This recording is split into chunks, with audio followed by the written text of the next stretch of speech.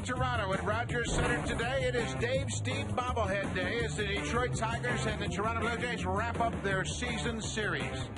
Dave Steve, the author of the only Blue Jays no-hitter in franchise history, being honored today. He himself is passing out Dave Steve bobblehead dolls as the fans are making their way inside the ballpark. Hello, everybody. I'm Buck Martinez along with Pat Tabler. And Pat, oftentimes in baseball, we think the ninth inning is when the game is decided. In yesterday's ball game, it may have happened in the first inning. It certainly did with Brandon Morrow on the mound. The Tigers at the plate. They pick up a double after Morrow fell behind Will Rhymes. A double. He is going to be at second base. Now, Jim Leyland is going to try and get an early lead. A bunt. Maybe he shouldn't have swung at that bunt. Gets it down. The Blue Jays execute this play beautifully. They take one throw to get the runner at second and a heads-up play by Escobar to get Santiago, an ill-advised play there. Brandon Morrow then, instead of having a very tough first inning, strikes out Johnny Damon. That's just 12 pitches for Morrow as he sets down the Tigers. And the Blue Jays defense in that first inning set the tone for the Blue Jays offense in the bottom of the first as they cashed in on some poor base running by the Tigers. And then the the walk by Fred Lewis to start the inning, a base hit by Escobar, then who else? Jose Bautista comes up against Figueroa and drives the ball into the gap in right center field. Now think about it. Instead of being down by a couple of runs to the Tigers in the first, Jose Bautista's triple puts the Blue Jays up by a couple of runs in the first inning. Confidence, I think, over in that third base dugout for the Blue Jays. And Vernon Wells would make it a 3-run inning. Blue Jays would end up leading 3-0 after first. Mark Zubchinski goes to the mound today. He's trying to make an impression for that fifth spot in the rotation. When we come back, we'll talk more about Blue Jays pitching.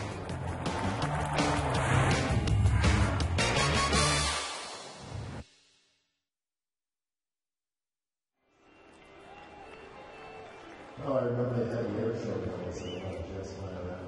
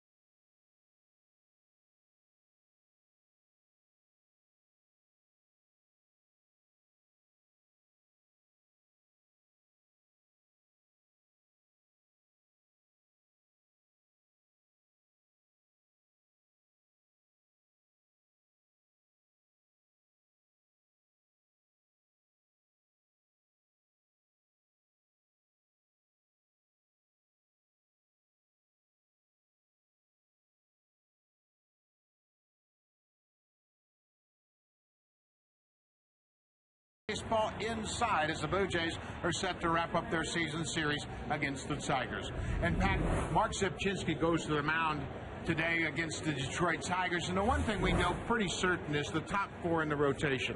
The big question marks for the offseason into next spring training is who's going to be that fifth starter next year. And there's going to be some competition for that fifth starter spot. Last year, if you look at some of the players who have pitched in that fifth role this year, they really haven't grabbed the baton and run with it. Mark Zepchinski's been battling some injury problems. Jesse Litch hurt once again. Mills and Talent have made starts here and there, and they've done okay, but not one of these guys have taken it. I think, though, as they get some experience and they have a good spring, any one of these four guys could go out there and do a good job for Aceto Gaston. Well, the one thing that really happens when you see Zepchinski's when he's good, as he was against the Angels on August 13th, it makes you think that he could be that guy. Well, he certainly can, because he's got good stuff. He's got four pitches, and when he throws them over for strikes and he throws them over in good places, Mark Zepchinski certainly can win ball games. He showed that last year. Well, we know what the competition has done for the top four in the rotation, and I'm sure the competition will be the same in that fifth spot. The one thing about this pitching staff, the future is very bright. And for more on the future of this pitching staff, let's check in with Sam Cosentino. Buck, this Blue Jays rotation continues to be a topic of discussion, and for good reason. Not only is it a super talented group, but it's a group that's young in age. Mark Zepchinski turns 25 today. The average age of the staff, 25.6 years old. You look at Sean Markham, you think he's been around here 100 years, but he's only 28 years old and continues to be the leader of this fine staff. Getting back to Mark Zepchinski, really needs to get on top of the ball, work downhill. They'll be looking for him to do that today in order to have success going back to his last very successful start, August 13th, against L.A. Meanwhile, you want to talk about age? How about Rick Porcello? Made his big league debut right here at the Rogers Center last year at 21 years old and went on to lead All-American League rookies with 14 wins. This second season, this sophomore season, hasn't been quite the same ride. After a stint in the minor leagues, he has come back to the Tigers. He has pitched extremely well. Look for him to keep the ball on the ground, keep the ball in the park, hasn't given up a home run in his last 4 starts, and he will look to repeat his last start performance, 7 scoreless against Kansas City. Dave Stieb, one of the best pitchers ever to wear a Blue Jays uniform. He leads the franchise in wins. He was a 7-time All-Star. Started the All-Star game in '83 and '84. Dave Stieb, truly a dominant pitcher.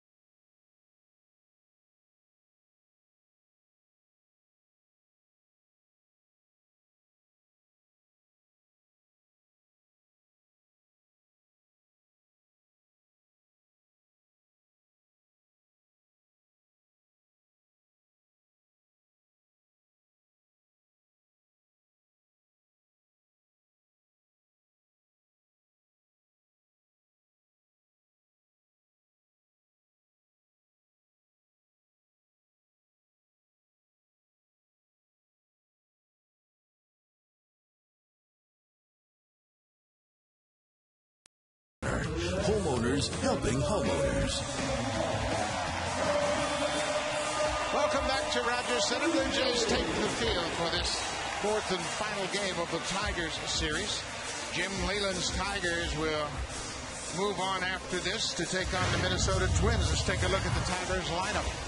Blue Jays done a good job of holding the lineup in check with runners in scoring position. 3 for 34 during the series. During this series, Miguel Cabrera, 4 hits, 2 home runs, but really hasn't had a major impact offensively for Jim Leyland's team, as the Blue Jays pitchers have really pitched him tough. He's got the great average and the home runs, but they are doing a good job of getting the players out ahead of him. So when he comes up and he steps up in big situations, there aren't the runners all over the bases. That is the lineup that Mark Zebchinski will face this afternoon. Zebchinski takes the mound, looking for his second win of the season. He is trying to rebound from his shortest career start. That was just 3 innings on Tuesday when the Yankees got him 11-5. Zebchinski allowed 6 runs. In the final inning that he worked in that game against the Yankees, they hit 3 home runs. He's 0-1 in 2 starts this season here at Rogers Center, and he has never faced the Detroit Tigers, making his debut against the Tigers. Today's scouting report is brought to you by TD. Banking can be this comfortable. For Mark Zebchinski, you've got to drive that fastball down. He's got good movement. When the ball is up, that's when he runs into trouble. Benders for strikes. He's got to throw his curveball for strikes. He's got a good curveball. It's a lot like Ricky Romero's, a lot of movement on it. And for him, he's just got to execute his pitches. He won't blow the ball by you, but if you execute pitches, Mark Zebchinski certainly can make a difference in this pitching staff. Defensively behind Zebchinski, you see Jose Bautista. He's at third base this afternoon. Some changes outfield with Lewis, Wells, and Snyder. Travis Snyder in right field today as Bautista moves to third. Edwin Encarnacion's been placed on the disabled list with that wrist problem. John McDonald, a 6th start at shortstop. Hill and Adam Lynn on the right side, and Jose Molina catching for a 2nd day in a row. We are all set to play. Austin Jackson, first pitch of the game, hit to the shortstop. John McDonald on the money. 1 pitch, 1 out. Well, that's what you want when you have a new left side of the infield for this afternoon, is get that first one out of the way very quickly. Johnny Mack with his 6th start, like you said, at shortstop. Juno Escobar having a little problem with his back, some back problems, so he will get the start at shortstop. And you saw Bautista making his 34th start at third base. So there's 1 out now for Zebchinski. Will Rhymes, the second baseman. Rhymes was the leadoff hitter in yesterday's game. Today he drops down to the 2 spot. Austin Jackson did not play yesterday.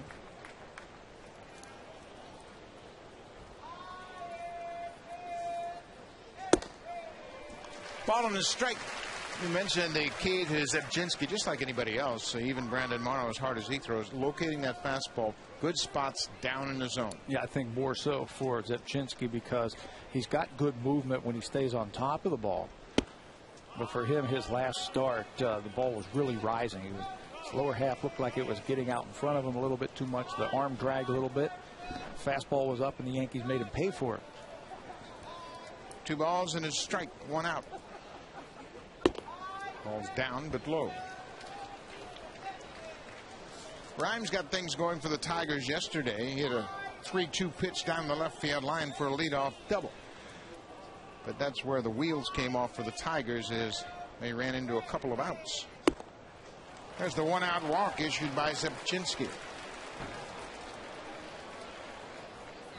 That's what it means about executing pitches. You got your number 2 hitter up. You got to attack him.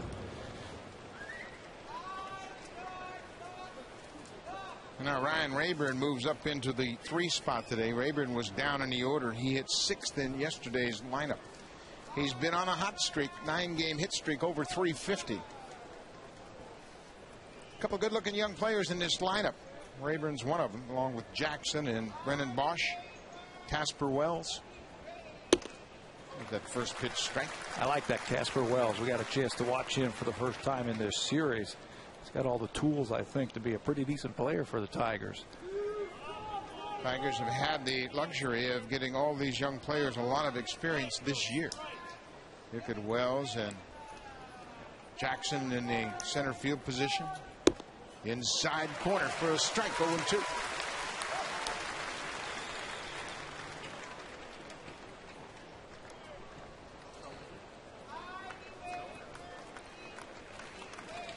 First inning here at Rogers Center. Blue Jays have won 2 of the first 3 games against the Tigers.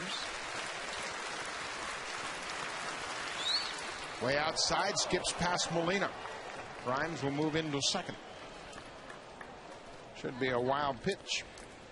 And that will be Zepchinski's 3rd of the season. Looked like he tried to quick pitch with the runner at first base. No leg kick and just went out there a little bit too quick. Turned that fastball over too much. And it'll go as a wild pitch, and the importance of that is it takes the double play out. We saw young Alfredo Figueroa have trouble in the first yesterday with his command. Got him. Good changeup. Swing and a miss as Rayburn goes down. He's got some good depth to his pitches, meaning that he can get it off of one plane and put it on another. The ball goes straight down as Rayburn swings over the top of it. Watch where it came down, and good job by Molina to dig it out and keep it in front of him. So they're 2 down now with the runner in scoring position. Miguel Cabrera.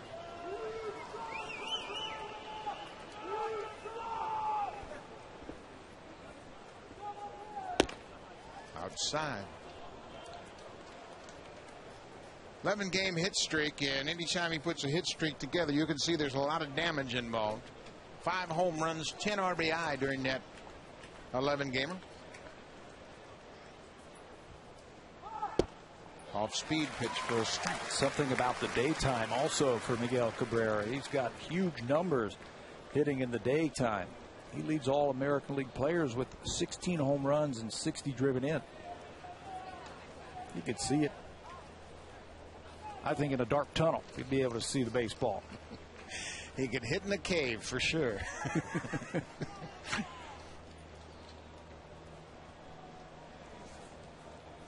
Ball and strike. Way outside. I don't think Jose Molina is being overly aggressive with Cabrera in this situation. Got a base open. First inning. Cabrera is the league leader in RBI with 106. Got a little room to work. See if you can't get him to chase. And if you walk him, no big deal. You'll take your chances with Johnny Peralta. Right field. Travis Snyder on the run. He won't get it. Bottom of the wall in right. Rhymes comes around to score. Cabrera's headed to second. We had talked about it all series long.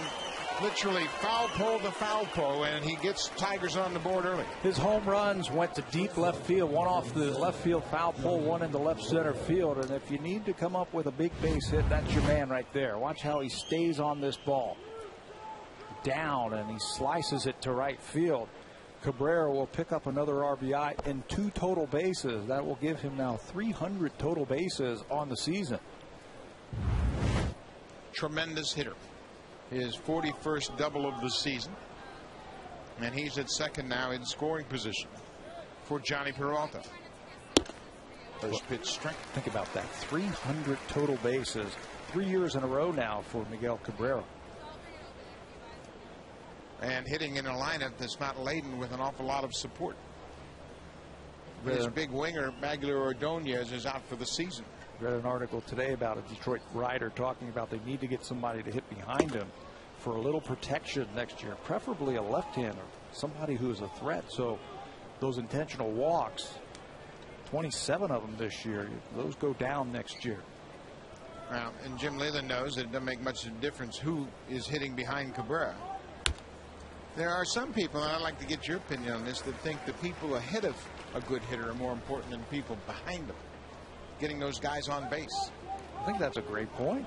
I mean, I'd love to see Cabrera come up all the time with nobody on base. They have a Jackson and a Johnny Damon, people with some speed who are always on base. It puts a little bit more pressure on that pitcher, and maybe he'll make you a mistake.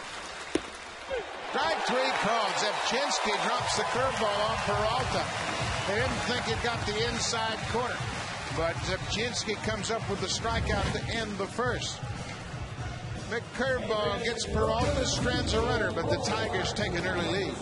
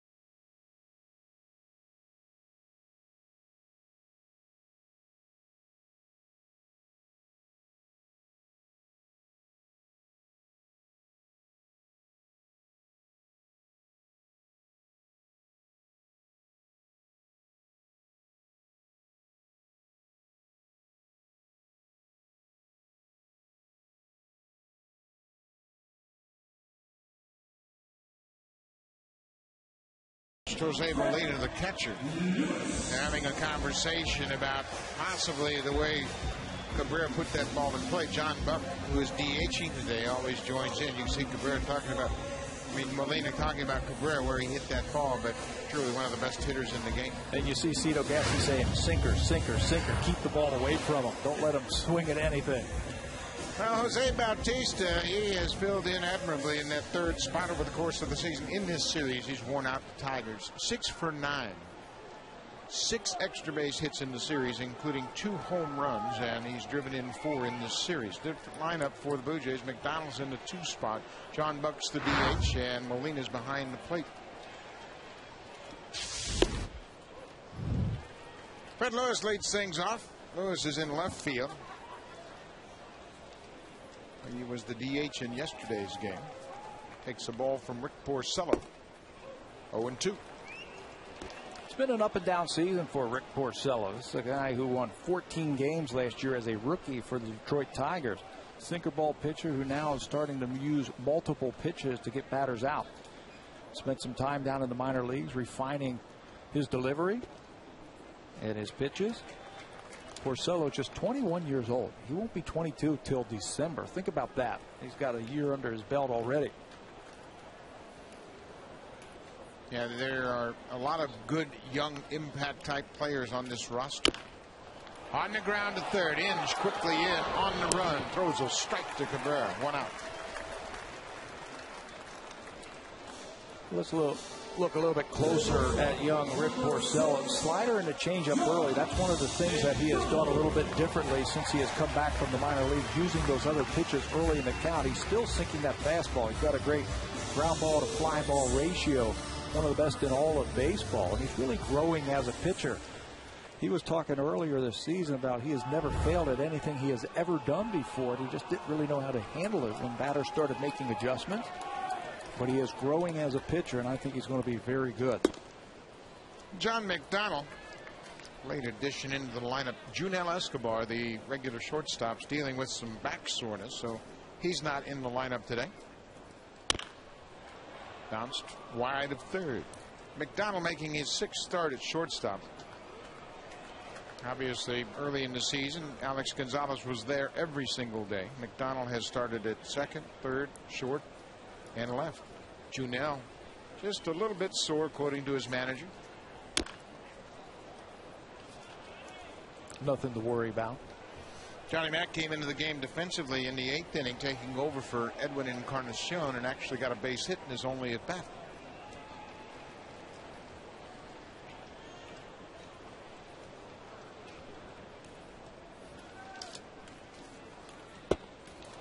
And after the slider, Porcello gets his first strikeout.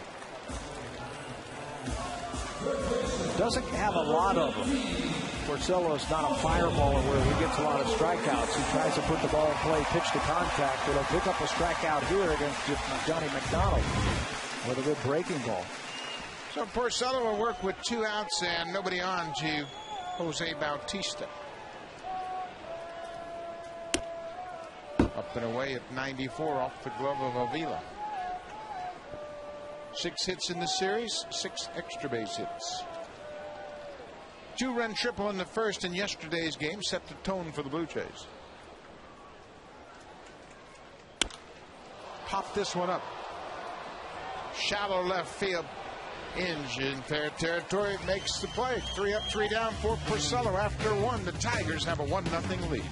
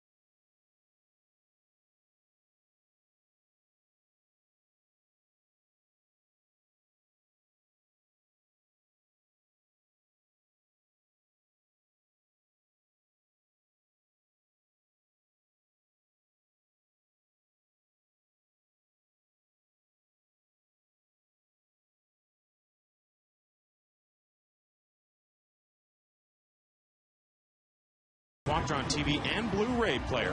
Enter online at hitahomerunwithsharp.ca. Sharp Aquos with Quadron technology. You have to see it to see it. Beautiful afternoon here at Rogers Center. Brandon Inge will lead things off for the Tigers. Inge 1 for 11 in this series. It's off the disabled list. Had a broken hand. Hit just .222 since his return. His value is on the defensive end. He made 3 plays in yesterday's game that were sensational. Heads-up plays. Probably saved 3 or 4 runs. He's such an athlete. Has a good arm, quick feet, great hands, and he's played all over the field. So he's got a perspective of everything on the field. You know, after watching him now for a few years, you know what he also has out there? He's got great baseball instincts. Really understands the game, strengths and weaknesses, things like that. Knows what he can do. Always trying to help his team win a ball game. Inge in a hole, a ball and 2 strikes. Breaking ball catches the outside corner. 3rd strikeout for Zepchinski. He drops that hook on the corner. When he stays on top of his breaking ball, I think he's got a Ricky Romero type curveball. Look at the bend on that breaking ball. It's quick. Right-handers give up on it, and it is in a perfect place, right on the outside corner. 1 out, the left-hander Brennan Bosch takes the first pitch fastball up and away. Bosch had a rough day yesterday. 3 strikeouts and was hit by a pitch. Plus, he was charged with an error in the outfield. All against his old roomie, too. Hitting. 3 strikeouts at the hands of Brandon Morrow. Morrow and Bosch were college roommates at the University of California. 1-1. Breaking ball lifted into right field. Snyder broke back. Now he's got to come in, and he gets there in time.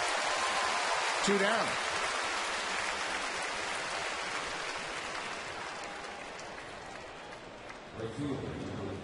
So Zebchinski's in a pretty good spot in the second inning. Made a quick adjustment after a rocky first inning. Down in his zone, getting his breaking ball over and using that very good fastball. He's got a good fastball with movement. I think that's the key for him.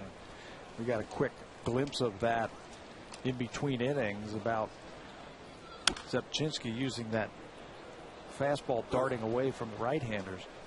If you can get that going and you get those righties leaning out over the plate, that's where that breaking ball is going to be even better. Casper Wells fouled off the first pitch. Wells had 2 hits in the game yesterday. He didn't come into the game until he entered as a pinch hitter in the 8th. And had a big double, a 2-run double in the 9th off Kevin Gregg. Gloved by Bautista on the line. Wells is retired. I don't care where you put it. He comes up big defensively.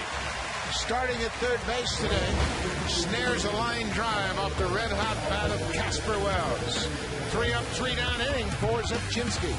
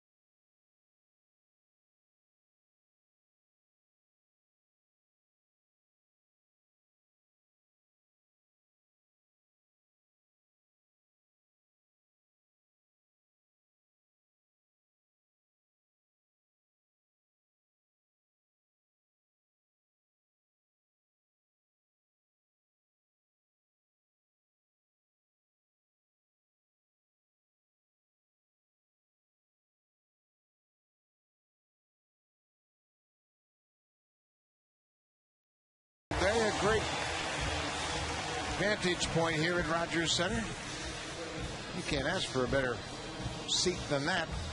Front row watching the Blue Jays. Did they bring their sunscreen? They're going to need it today down there.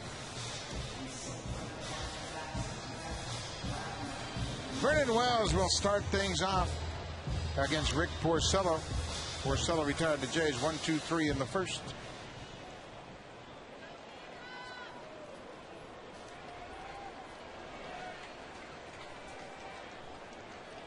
Tigers up 1-0. Miguel Cabrera with a RBI double in the first. 1 for 13 during the series for Vernon Wells. Takes a first pitch fastball.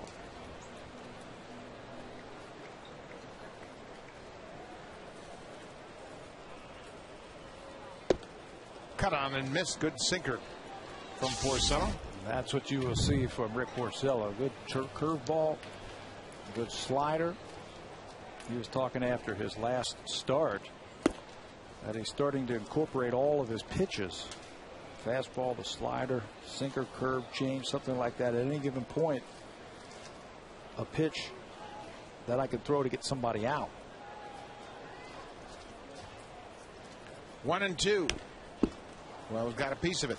You mentioned Porcello talked about not knowing how to deal with failure. And it's really not unusual when you think about the level of talent of everybody on the field. They've all had success. They've all been stars wherever they've been. And it's a real challenge for a player at 21 years old to deal with it. Pulled on the ground to shortstop. Johnny Peralta has it. Wells is retired. But when you think about the level of talent Rick Porcello came out of Seton Hall Prep, first-round draft pick, played in Lakeland his first year pro ball, and then went to the big leagues. Yeah, 24 starts in Lakeland in 2008. Had a good year down there. That was about where he should have been, given his age. But he was so good, had such a good spring, came up and really had a great year last year. 14 wins last year at the age of 20.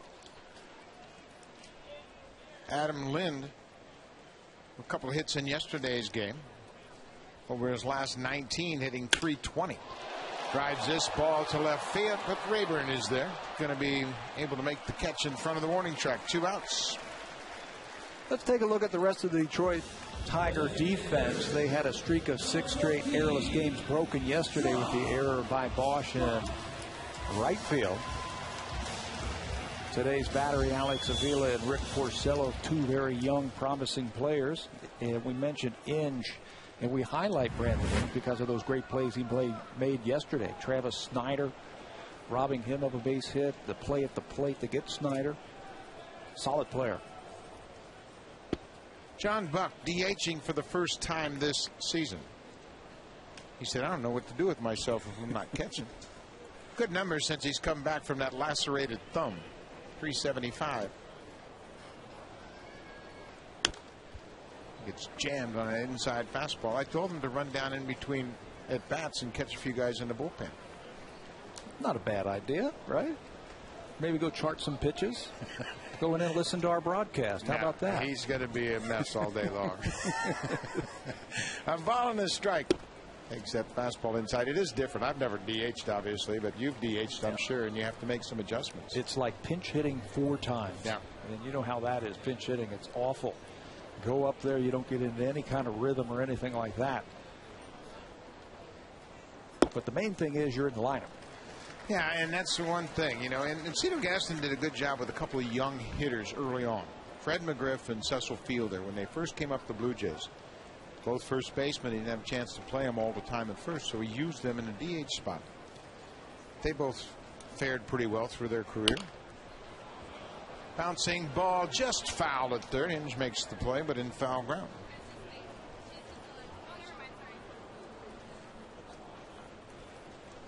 But Adam Lind is another young hitter that's primarily been a DH through the early part of his career. You know what young hitters worry about, though, when they DH when they're young, that they're going to get a label, that they can't play defense. I don't think that's the case with some of the players like you just mentioned. Certainly not Adam Lind. He's certainly capable of playing in the field. Both Fred McGriff and Cecil Fielder became very good defenders, very good first basemen, and Fielder was a much better athlete than people might be aware of. Another good slider from Porcello. He gets John Buck. Porcello has 2 strikeouts. He's retired 6 straight Blue Jays. Good location with this breaking ball.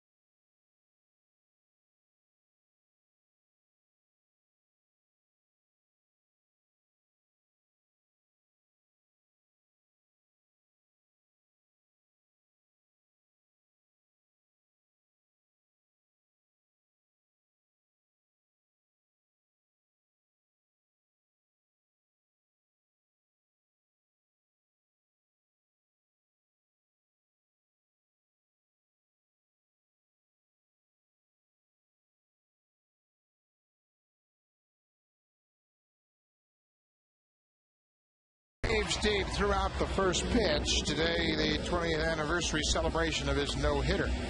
He threw it to Brandon Morrow, and certainly a lot of great former Blue Jay players here to help share with this great moment, and we are pleased to be joined now by Dave Steve himself. Dave, congratulations. Pretty special day for you.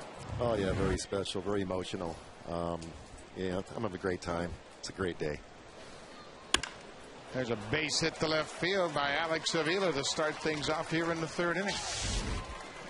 Dave, obviously you came into the organization at a time where everybody was kind of learning, and I know you just told me, and I'm going to share this information with people, is the Bobby Maddock impact of your career and this organization in general. You saw him up there on the board talking about your career. Talk about a little bit about his impact in your history of in your career. Well, Bobby's one of the first people that I met in this organization when he scouted me that day when I was in college, and he saw me pitch and threw out the idea of me being a pitcher. So I've known him from day one, and you know, to join the organization and to see what an impact that he had on it, and the dedication he had not only to the game but this organization and the players, it was tremendous. And seeing him up there, you know, opening up the video was just. It just filled me with so many emotions. It was, wow, it was tough. What specifically did he tell you when you were a young player, when you were trying to make the transition from an outfielder to a pitcher? He just said, we like the way you pitch, and you know, we want you to be a pitcher. And I didn't know their situation in the big leagues, and they obviously didn't have much pitching, so that was the whole idea behind that. And they more or less just drafted me and, you know, threw me in single A ball and let me pitch. And the crazy thing is, I didn't get a lot of tutoring. I just went out there and did it the way I thought it should be done, and it worked. So, you know, the rest is history. It did work, and I can vouch for that. And it's interesting you say that, because I always talk about you as a guy that could do anything with a ball that you wanted to. You had such a knack, and I love the phrase, dead fish. I mean, you could throw a 2-0 fastball at 82 miles an hour better than anybody I've ever seen, but that was all touch and feel. Yeah, you know, and I don't know why I did it. I just decided to do it because they're all laying on a nice hard fastball, so you know, you got to change it up on them, and it was an effective pitch. It was a very effective pitch. We never had a sign for it either. He just threw whatever he felt like, and it was pretty good. Yeah. Well, after a while, you knew it was coming. Where did the slider come from? I mean, that's what you're known for. One of the minor league roving pitching coaches showed it to me when I was in single A ball. And I picked up on it right away, and man, that pitch was just devastating for me because I was just throwing fastballs. And as a result, I just threw fastball slider. It was no big guessing game when you were facing me what I was going to throw. And, you know, it kept it pretty simple for me. And it worked, as long as I located. In your mind, why can't other pitchers throw it like that? I mean, it was devastating. I was a right-handed hitter. You throw it to me, and it would freeze up and everything. Why couldn't other writers throw it? You know, that's a good question. You know, all you have to do is keep your fingers behind it and stay behind the pitch and throw it like a fastball. So it's not any big secret on how to do it. I guess it's just a matter of being consistent and getting the feel of it when you finally do it right. And maybe some guys just can't get that feel. I threw many bad ones myself too, but you know, you could feel it, and we watched the film of that no-hitter. Yeah, that was a bad one, the final out. But I can go back, and I'm thinking of so many things now because we shared so many great times together. And think about the guys that helped you. But you had such an awareness on the mound. I mean, you went out there and you knew if your stuff was good or bad, and you had a knack for getting through it. How did that develop over the course of your career?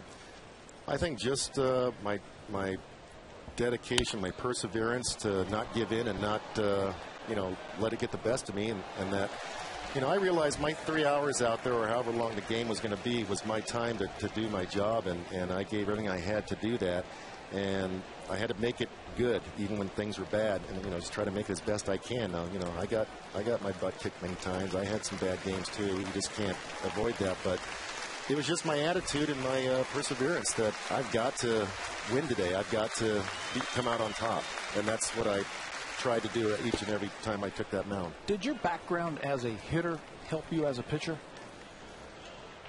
Setting up hitters? No. You know, there was no mental game for me as far as a pitcher went. I just went out there and tried to throw hard every pitch, and finally realized, you know, you got to use some finesse here. You got to not give it 100%.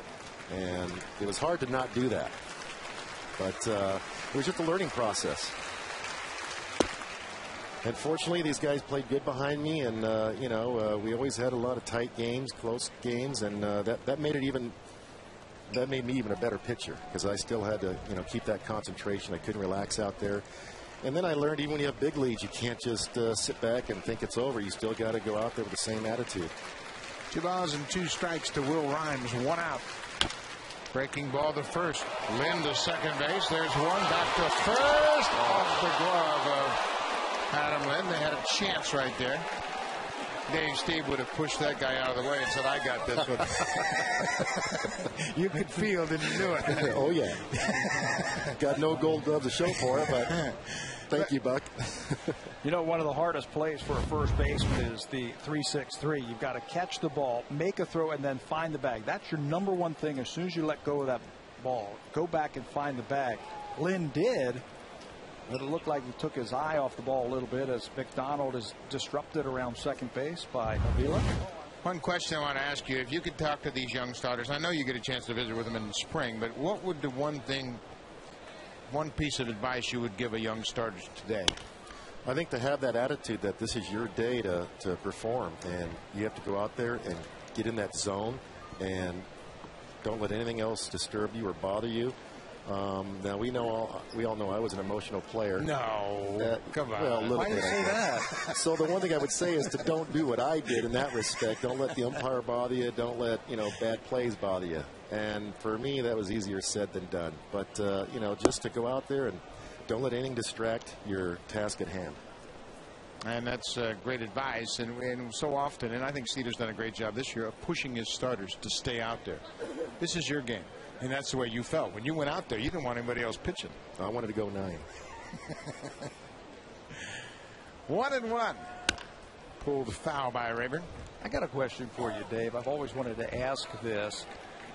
From where I was sitting, you were the first star of this franchise. I mean, the first bona fide all-star of the new franchise. Did that put any extra pressure on you as a young player? I never really looked at it like that, and I kind of shied away from that limelight. I didn't like it. It made me feel uncomfortable. So I didn't give it a whole lot of thought. Like I said, I just tried to go out there when it was my day and do the best I could. Because at that time, there was no guarantee I was going to stay on this team, and I knew the only way I was going to stay was to perform and have success. And luckily I had success right away, but that was my objective, and that was where all my concentration was. I didn't think of myself as a star. And I'll vouch for that. He was a star, but he didn't want all of the attention that goes along with it. He just wanted to play. Exactly. But this has been a great day for everybody to come back and do you like the way the Dave Steve bobblehead turned out? Oh, how can I say no? I always had a way of putting you on the spot. The bobblehead looks like I enjoyed the stardom. What a big head I got. Rayburn strikes out to end the inning. Dave Steve, congratulations. A terrific honor and well-deserved. And thanks for your time. Thank you. Great to see you. Thank you. Thanks for a great day, buddy. All right, thank you.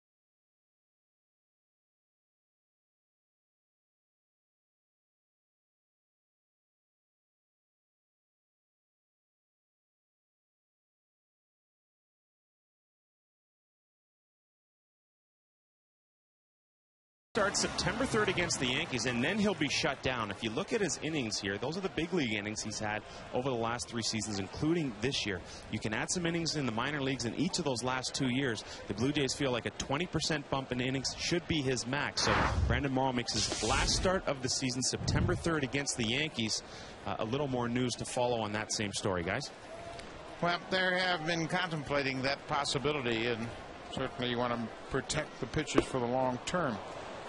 And in talking with Bruce Walton over the last couple of weeks, basically, you know, Morrow is a concern, and Walton's not a big numbers guy. He kind of reacts to what he sees, but an organizational decision for sure. Aaron Hill pulls it foul. But in light of the most recent news with Steven Strasburg and the concern about young pitchers and the wear and tear, probably a good move for the long haul. But what a great first season Morrow has put under his belt. Better and better every time he went out there. And so what does he do the rest of the season? You work out, you lift weights. Yeah, I'm sure, you know, I don't think he wants to go home. He got to be part of this. This has been a pretty special year for these guys. Hill to the gap in right field, but Casper Wells is there battling the sun, makes the catch. Let's check in with Sam for a little bit more.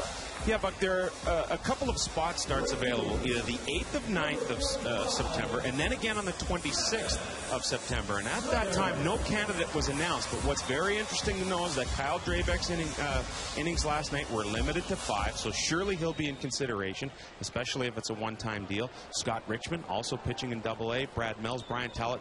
The list is long, but I think Drabek would be the top guy to make at least one of those 2 spot starts coming up in September. Well, Alex Anthopoulos, the GM, certainly has a lot of options, and you know that's another organizational decision. What is the value of Drabek making one start in the big leagues? He's been around it his whole life. He knows what it is. It's not like it's a kid coming from the Dominican. You're going to break him into this atmosphere. His dad pitched in the big leagues for Jim Leland, the Tiger manager, and Leland was talking about Kyle Drabek, and he asked me the other day about Drabek. I said, well, a little different than his dad in that he doesn't have that slender body. But he said his daddy could pitch. Anchored those great Pittsburgh Pirates staffs for Jim Leland when he was the manager over there. You're right. Bringing him up in September, you know, to get him acclimated to the big leagues. I mean, what more does he need to do? Yeah, I mean, you know, he thinks he belongs here now. I'm sure he does. He's not a cocky guy, but he's certainly a confident guy. That we saw him pitch in spring training against the Phillies. Pitched 2 innings, retired all 6 batters he faced, walked off the mound, ho hum. Travis Snyder has had a nice run here. Kyle Drabek has been named the Eastern League Pitcher of the Year. Big numbers, 14 wins. I love that number. ERA under 3, 25 starts, opponents hitting just .216. Everything about this season is a plus. You love the wins, but really, when you're developing players, those aren't something that you look at. You look at, I think, earned run average. I think you look at base runners per inning. But I think as you get into AA and as you get into AAA, winning games become very important. Oh, I think wins are important. If he's going to be an impact starter, I want him to learn how to win. So he walks off the field with his team at the end of the day saying, I won that game. You heard what Dave Steve said. I wanted to win the game, and I wanted to pitch 9 innings. And that's something you have to develop in a young pitcher. And that's why I think the wins are so important, and why I praise the organization for leaving Kyle Drabek at AA. Let him have a big year. Pitcher of the year, 14 wins, ERA under 3, opponents hitting .216. He dominated the league. Young players can't understand that when it happens to them. Yeah, they want to go to the next level. Yes. Hey, I was great the first half. I belong at the next level. Or I see some of my friends go to the next level. Why am I not going? But looking back on it now, when you were left there for a full season and you dominated, you knew you were never going to go back there. Yeah. And Drabek can certainly make the jump from AA to the big leagues. He wouldn't be the first that's done that. Now, you know, and obviously you and I don't have anything to do with the decision, but bringing Kyle Drabek here, yeah, you might want to recognize his great season, give him an opportunity. I don't think it's going to have any value in a baseball context. The only thing that I can think of is maybe Bruce Walton and Rick Langford get a chance to work with him on the side. he makes a spot start here, he makes a spot start there, but they could talk to him. He can learn the league a little bit better, learn the hitters. That's one advantage I could see from that. I agree with that.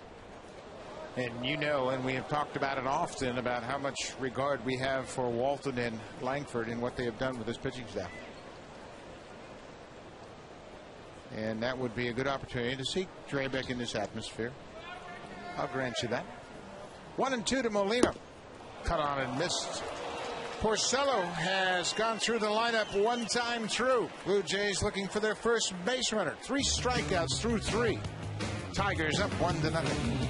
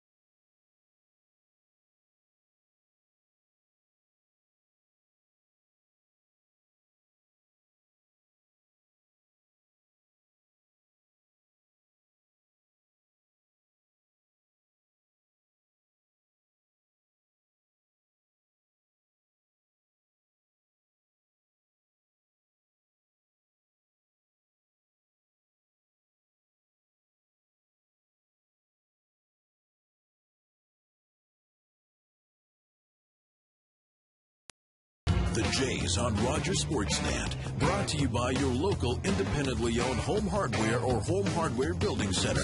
Homeowners helping homeowners. Back here at Rogers Center. We got a good ball game going. Rick Porcello has retired the first 9 batters he's faced here this afternoon. Miguel Cabrera has driven in the only run of the ball game. An opposite field RBI double in the first. And with that double, that'll give him 300 total bases, becoming just the 4th Tiger player in their history to have 3 consecutive seasons of at least 300 total bases. There's a drive to right field, but not that deep, and Snyder will make the catch. Cabrera's retired.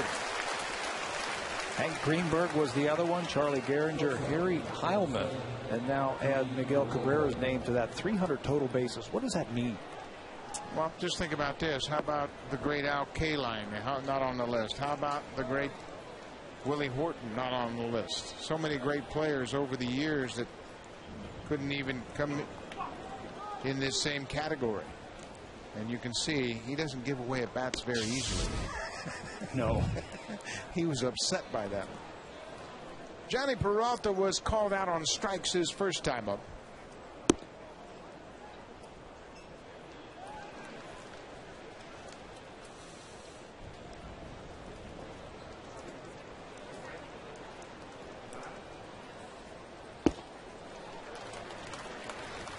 Two balls and a strike.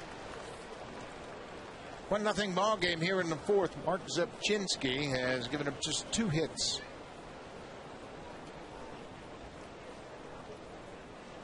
He's racked up 4 strikeouts already. I hope he continues to throw shutout after shutout inning here this afternoon. But what were we saying about games being won in the first inning? Miguel Cabrera's at bat in the first inning with first base open. I hope it doesn't come back to bite him, but a chance to possibly pitch around him and face Peralta. Yeah, and I'm sure that was something to do with the conversation that Cito Gaston had with Jose Molina after the top of the first. And Molina certainly has the experience to understand you got a base open. Cabrera's the one guy in the ball game you don't want to beat you. Full count to Johnny Peralta. Breaking ball just down. Brian O'Nora didn't like it. Looked like he was going to come out of his stance and ring him up, but he got down there and took a good look at it. Zebchinski's got 5 strikeouts already this afternoon.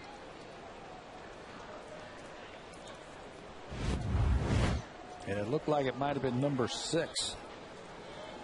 See Brian O'Nora right down there looking at that one. Peralta at first. Inge pops up the first pitch. Hill over near the foul line, battling the sun off his glove. Peralta going around second. He'll stop there. That ball got up in the sun. Hill knew he was in trouble once he threw that glove up. Couldn't find the baseball. It went off the webbing of his glove. As soon as the ball went in the air, indecision all the way around for that side of the infield. Travis Snyder was not going to get to that ball. Adam Lind had no chance at getting, and the only guy who did was Aaron Hill, but you can see him shading and shading and shading and just misses it. So Peralta walks on a 3-2 pitch, and then a pop-up is dropped by Hill. Brennan Bosch looks at a first pitch breaking ball for a strike. First and second, 1 out here. Bosch flied to right his first time up. Here's where Zebchinski has to pick up his teammates. Another good breaking ball. Boy, he's got on top of that breaking ball and had a lot of depth to it. That's the difference in his breaking ball in this outing than the last time we saw him against the Yankees. Everything was flat and out over the plate, and Mark was saying after that game, hey, it was just one of those days. I just didn't control anything. 0-2. Got him. Came right back with the same pitch. Bosch strikes out. Number 6 for Zebchinski. Bosch has the 3rd best average in the American League against left-handed pitchers, but no chance here. 3 breaking balls, and Bosch goes down. Another slider off the plate, and Bosch giving up that front side a little bit too quickly there, strikes out. Casper Wells lined one to Bautista to end the second inning. Wells, a very aggressive first pitch hitter.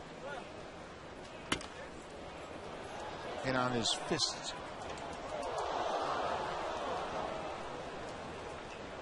You make a great point about Zebchinski talking about his start, how he just didn't have it. It was just one of those off days. Well, when you haven't had as many starts as the others, those stand out. But when you're making 28, 29, 30 starts, one bad start doesn't get magnified like it might for Zebchinski. And he's had some injuries this year, so that's why his starts have been down. And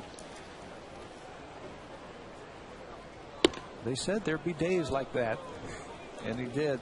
To his credit, he went out, worked hard, had some good side sessions in between this start, and he's a different pitcher today than the one we saw against the Yankees on Tuesday. Now, this is a great atmosphere for starting pitching because of the 2 pitching coaches, but also because of the other 4 starters in the rotation. A terrific camaraderie between the starting pitchers. Jose Molina going out to talk things over now as Zebchinski falls behind Wells. Brandon Morrow, we have just been told in the news that he will make one more start and then they will shut him down for the season. Concerned about the number of innings increase from last year to this. This is something that the Blue Jays did last year. They shut down Zebchinski. They shut down Cecil in the month of September. The young pitchers, they don't want to go over a certain amount of innings. They have a formula, the Blue Jays do, from one year to the next. So many percentages higher the next year. Once you hit that threshold, that's it. Base hit to right field. Snyder gets it. Here comes the throw to the plate.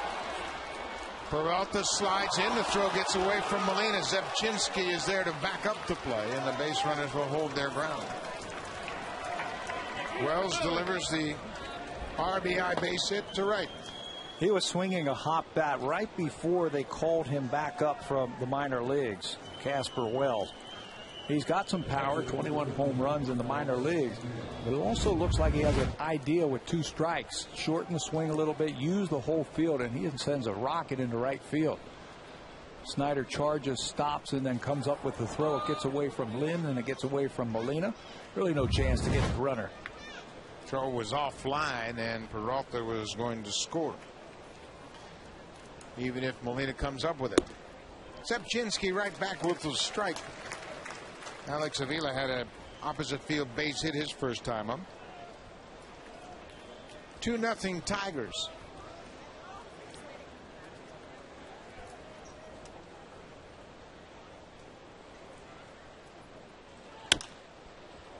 Avila trying to go opposite field again. Stayed back on that breaking ball. 0-2. We talked about it the last couple of nights about his inability to hit left-handed pitching at this point in his career. First 2 times up here this afternoon, it looks like he's made a conscious effort of staying back against Sepchinski and shooting the ball the other way.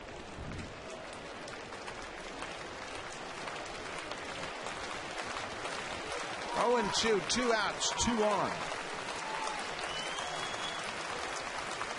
Breaking ball, strike 3. Sepchinski again strands a couple of Tigers. The air by Hill leads to the unearned run. Tigers have taken a 2-0 lead. Sepchinski with his 7th strikeout.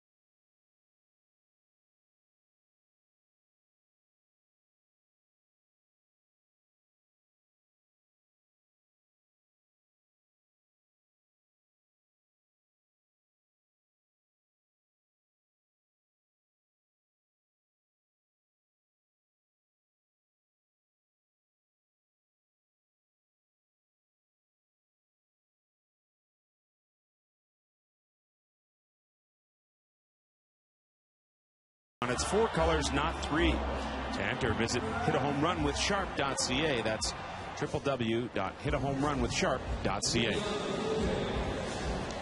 Now the Tigers have taken a 2-0 lead here as the Blue Jays are set to bat in the 4th inning.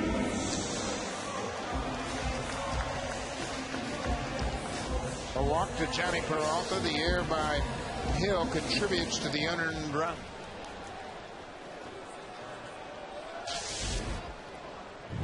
Casper Wells, pretty good looking young hitter, drives in the 2nd run of the game. Rick Porcello starts things off, gets Fred Lewis to chase. Tigers have some young outfielders that they can build that offense around.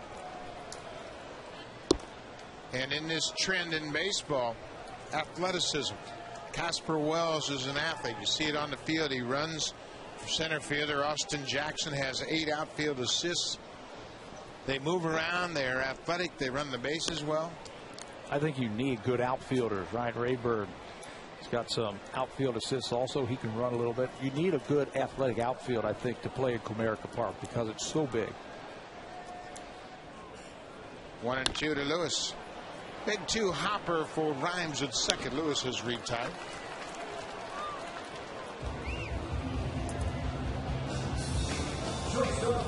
You could win an all-new Honda CRZ and other great prizes when you vote for the Honda Play of the Month. Vote today at BlueJays.com. When you think back to the great Tiger teams of the middle 80s, Gibson, Lemon, and Larry Herndon in the outfield, you had impact athletes. Defensively, they could run the bases. They had good arms. And that's where baseball's trending back to. Athletes. You couldn't get the ball down in the outfield with Chet Lemon in center field. He was the perfect complement when they got him from the White Sox to play on that team.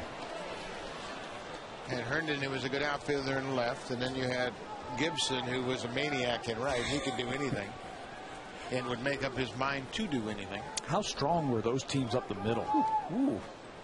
Lance Parrish behind the plate. And Porcello changeup misses down and away to John McDonald. McDonald struck out on a slider his first time up.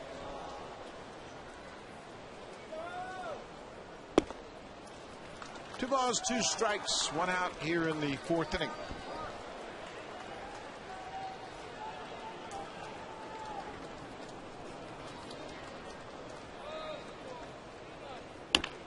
Another slider hit on the ground. He ends at third in time to get McDonald. There's your athleticism you're talking about.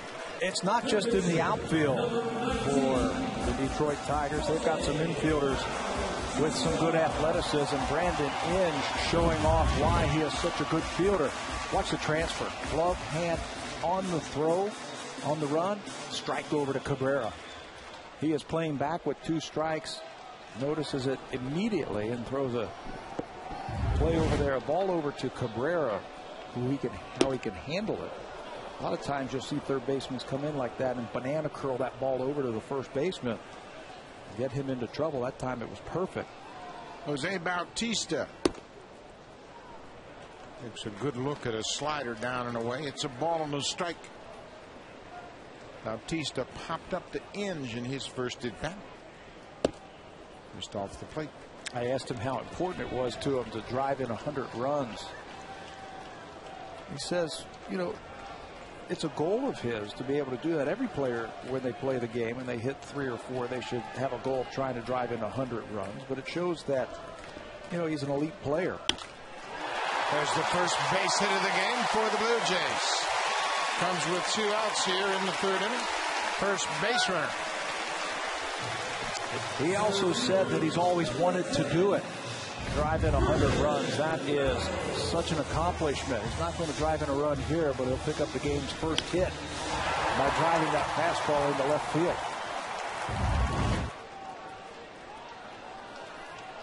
Getting better and better as a hitter as the season progresses as well. Vernon Wells with 2 outs and a man at first. Swings at the first pitch and drives it to the gap in right center. Battling the sun in the outfield is Casper Wells. He hangs in there and makes the catch. Vernon Wells making a bid for extra bases. The ball died in right. Tigers up 2-0 after 4.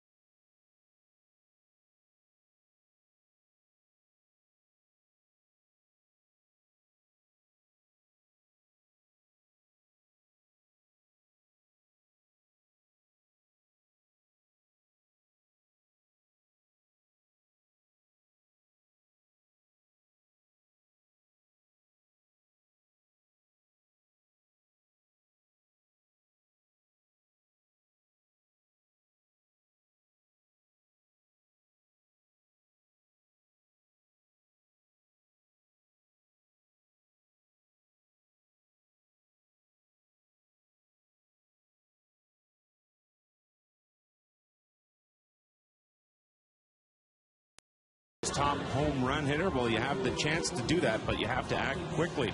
A home jersey worn by Jose Bautista on April 15th, in which he went 1 for 2 with 3 walks. Visit jshop.ca to bid for your chance to win a Jose Bautista jersey.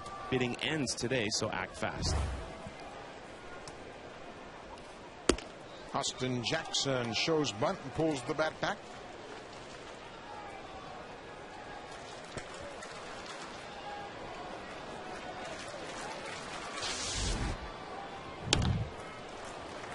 Sliced into the seats down the right side. 2-0 Tigers lead it here in the 5th. What a season Austin Jackson has put together. His first in the big leagues. And if you take a look at some of his numbers and where he ranks, it's first in everywhere. Average 306 hits, 151. That's the most hits by a Tiger rookie since 1961. How about his runs scored? He scored 81 runs this year, which again the most for a Tiger rookie since 1961. Cut on and missed. Jackson goes down. Strikeout number 8 for Mark Zepchinski. Having trouble picking up the breaking ball off of Zepchinski, and he's got it at a good spot. It's down. With 2 strikes, you can go outside the strike zone and see if he'll fish. That's another problem that he has had, another category that he leads, Austin Jackson. He leads the American League in strikeouts. Will Rhymes, the second baseman, pulls it on the ground. Zepchinski flips to Lynn in time. Oh, what a play by Zepchinski. Sensing that he was the only guy that had a chance to make a play, stayed with it, barehanded it, and flipped it to Lynn. No way that the first baseman, Lynn, was going to get it to get back. No chance for Aaron Hill to get it and flip it. The only guy who had a shot was Mark Zepchinski. He falls off to the third base side. That's what made it so impressive. He's got to like regenerate, get that ball, and then slip it over to Lynn for a nice play. Wow, from his knees. Great play, and this is a good move by Molina to help Zepchinski catch his breath. Not only the burst of speed to get to first, but the excitement of making that play. Calls timeout, goes to the mound, and gives his pitcher a little break. Remember how you make a good play in the field and your heart really starts to pump? You're all excited. Yeah. And then a pitcher having to run sprints like that. Catch your breath. Try and make the next pitch. So much more to catching than just flashing signs. You love those catchers, don't you? I don't think they're paid enough. Fly ball to right field. A good inning for Zepchinski. Just 7 pitches in the 5th. But he and the Blue Jays trail the Tigers by 2.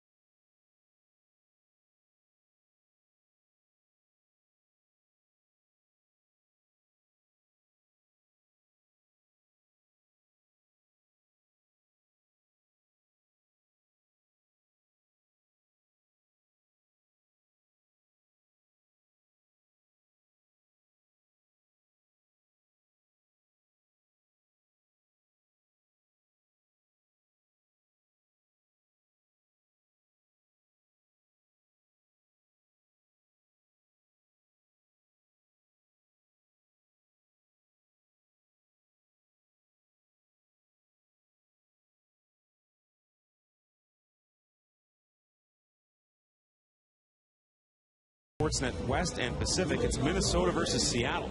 Both games get underway at 4:30 Eastern, 1:30 Pacific. Well, slate of baseball today on Rogers Sportsnet. When you look at the pennant races, they're starting to heat up a little bit. Minnesota just won't allow anybody back in the race. Twins have won 3 straight. Chicago White Sox, boy, more bad news for the White Sox. Eric Threets, their young left-handed relief pitcher, will undergo Tommy John surgery. He's the 3rd relief pitcher they have lost. Hard throwing bullpen for the Chicago White Sox, and they lose 3 big arms out of there. Minnesota goes and fortifies their bullpen yesterday. How about that? Brian Fuentes coming over, picks up a save in a 1-0 game. Gets the final out of that ball game. Twins are doing a lot of right things right now. Adam Lynn pops it into the outfield. Long run for Jackson, but Rayburn is there to make the catch. Commentator clothing provided in part by Z Zenya. Statistical information provided by Stats Inc. Music provided by Universal Canada.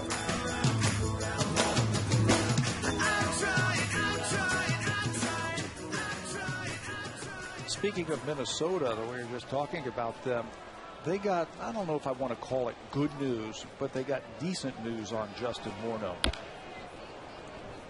Starting with some baseball activities this week.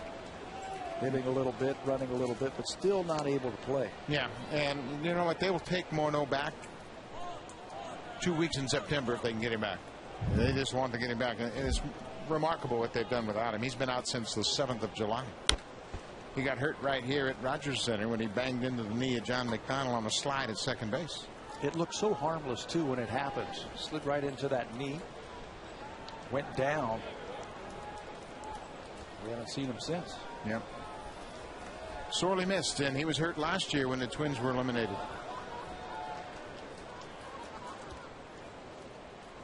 0-2. John Buck cuts on it and fouls it back out of play. We mentioned Nick Blackburn. He came back and shut out the Mariners for 8 2/3 on just 2 hits. He had been down in the minor leagues, and boy, what a job. And they have guys stepping up all over the place.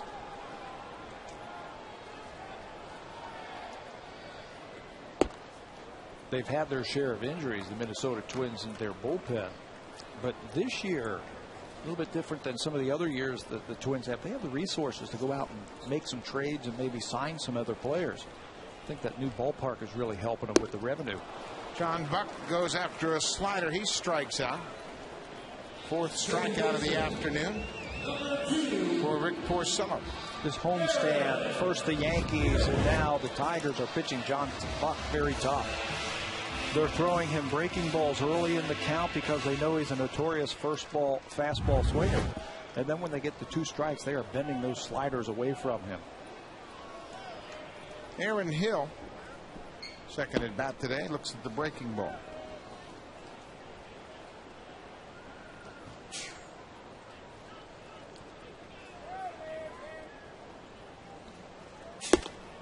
Two balls and no strikes. 2 outs here in the 5th inning. Rick Porcello holding the Blue Jays to no runs and just 1 hit.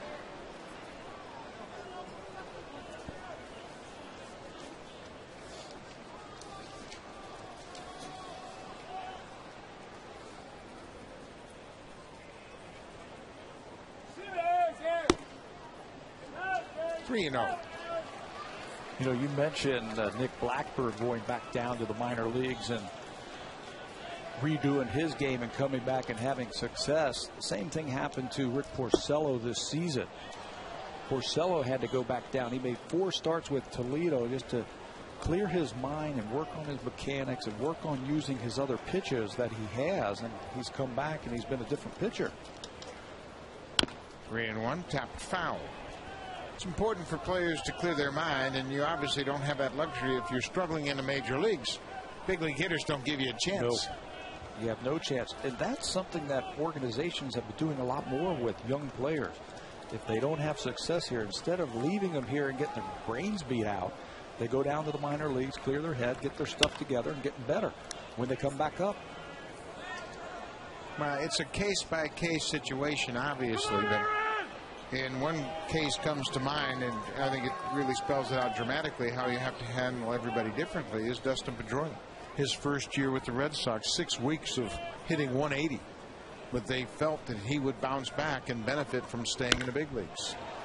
Off the glove of Inge at third base. Aaron Hill around first. He makes a big wide turn, but Inge gets on it to keep Hill at first. That handcuffed him. Yeah, that ball was smoked by Aaron Hill. I don't know if it hit a seam and came up on Inge. He's right in front of it. Gets down, but then comes up on it. Third base is such a reactionary position. You got to knock that ball down somehow. But Inge comes up on it. Hill will be at first base after the error by Brandon Inge. Opportunity here. 2 outs. Travis Snyder.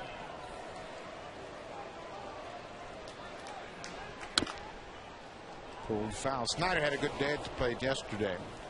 Had a pair of doubles, an RBI double in the 6th. Proved to be the difference in the ball game. That was the 5th Blue Jay run. And that held up in a 5-4 win. But he hit the ball all over the yard yesterday. Lays off that sinking fastball. He was robbed of a hit when he sent a screamer towards the third base line. And Inge robbed him of a hit by making the grab. Hit a ball in the right center. Hit the ball all over the field yesterday. Out in front of that off-speed pitch. Snyder was 3 for 4 yesterday with that line drive to third. Snyder's got some pop. 8 home runs for the season.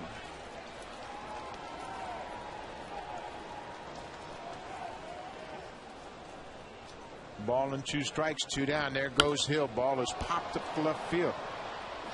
Rayburn's over and will make the catch, and the Blue Jays will strand 1. Rick Porcello shutting down the Blue Jays on just 1 hit after 5. 2-0 Tigers.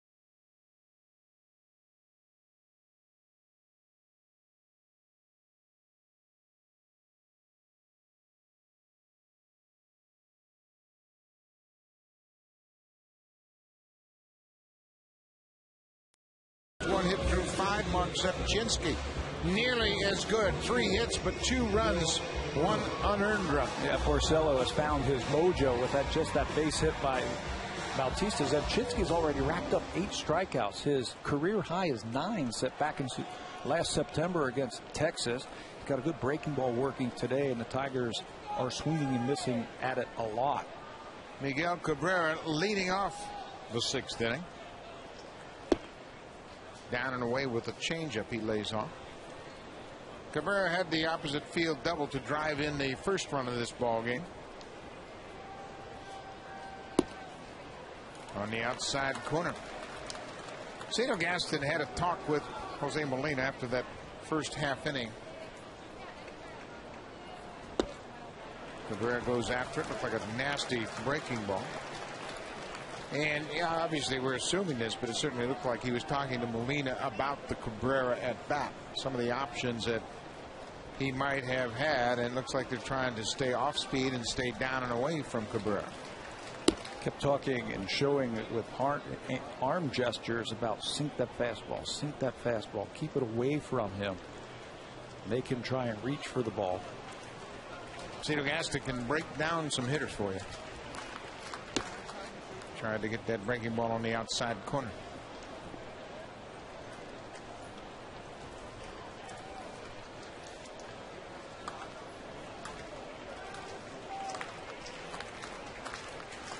Three-2 pitch to Cabrera. Breaking ball around the outside corner. He'll take the walk. You know, we have been talking about Cabrera all series long, 4 games worth of.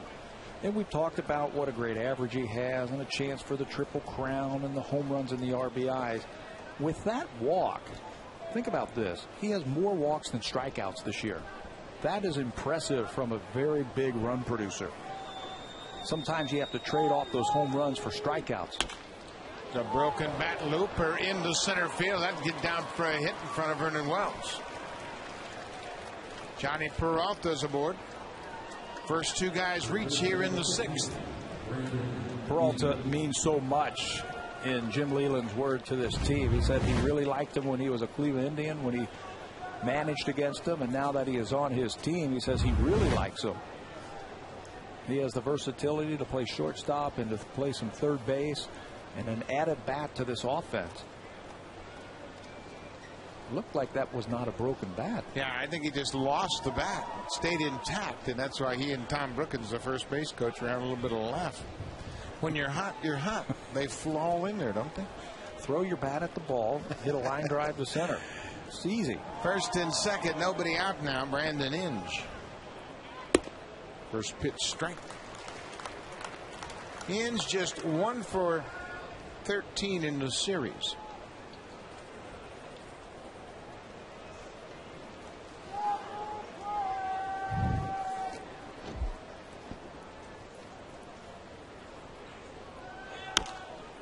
Pops this one up. Lind over near the wall. Got a chance to make the play and does. He and Chris Guccione got tangled up a little bit. We saw this with Guccione when he was at third base. He got tangled up with Brandon Inge, but Lind was able to get over there on the warning track and record the first out of the inning. Ball looked like it came back on him a little bit also. You can see there's Guccione and the first base coach, Tom Brookins. Get out of the way for the fielder. It's a big out. And you got a left-hander up there now in Brennan Bosch.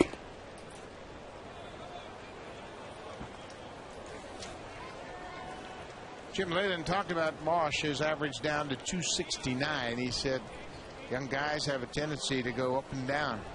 And right now he's on one of those downward trends. That breaking ball is giving him all sorts of problems. So he's not going back. He's not loading up on that back leg and seeing it. For me, it looks like his first movement is pushing forward. And that's when you are very susceptible to those breaking balls away from you, especially from a left-hander. 1-1. It's down and away. 2 balls and a strike, 1 out here in the 6th inning. Tigers scored 1 in the 1st, 1 in the 4th. Blue Jays have been held to just 1 hit.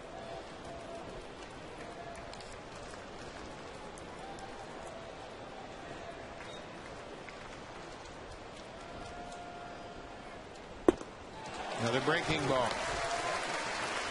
And you make a great point about Bosch. Everything is gone. Nothing back to attack that breaking ball with. Body's out in front. You got to stay back on that back leg as long as possible. Keep that front shoulder closed. If you go, your first movement is towards the pitcher out on that front foot, they're going to keep throwing you breaking balls. 2-2, way outside. Full count, 1 out. You wouldn't expect the Tigers to start the runners in this situation. Cabrera and Peralta not the fastest base runners, plus Bosch's ability and tendency to strike out. You got the dangerous Casper Wells on deck, and he's swinging a hot bat. No need to run into any outs. 3-2, 1 out, not running. Laid off, bases are loaded.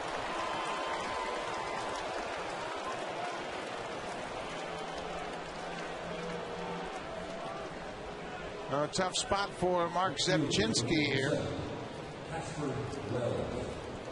Casper Wells has hit the ball sharply twice.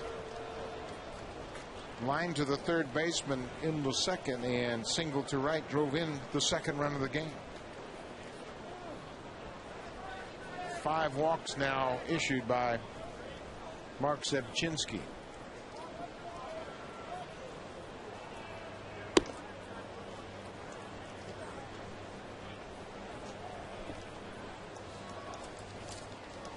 Right after that walk, some stirring going down in that bullpen for the Blue Jays.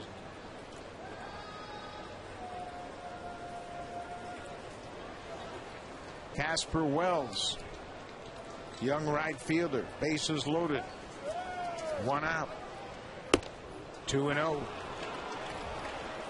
Jose Molina is going to go out and talk to his young pitcher as Jesse Carlson begins to loosen up. Casper Wells, we mentioned how well he's swinging the bat. He has 3 hits in the last 2 games in this series. He is batting in this situation for the first time in his big league career. He's never had an at bat with the bases loaded.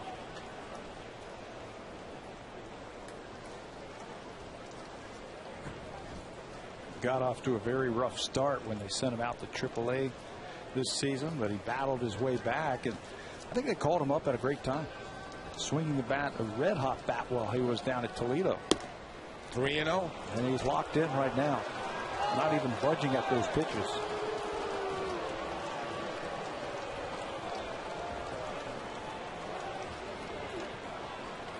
Eight strikeouts, but 5 walks issued by Zebczynski. There's a strike.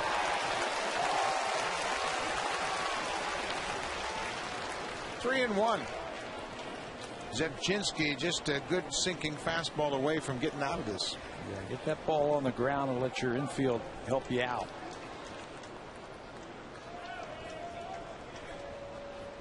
Comes right back. Runs it to a full count. Cabrera's at third. He walked to start the inning. Johnny Peralta had a little bloop single in the center. And Brennan Bosch with the 1-out walk. He's at first. I like how Zebczynski's not even paying attention to the runners now that he fell behind. He was just zeroed in on that glove. Last 2 pitches, didn't even glance at him.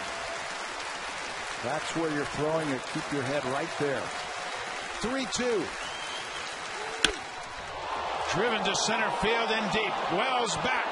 Wells won't get it. Off the wall. Cabrera comes in to score. Peralta's right behind him, and Bosch will be held at third.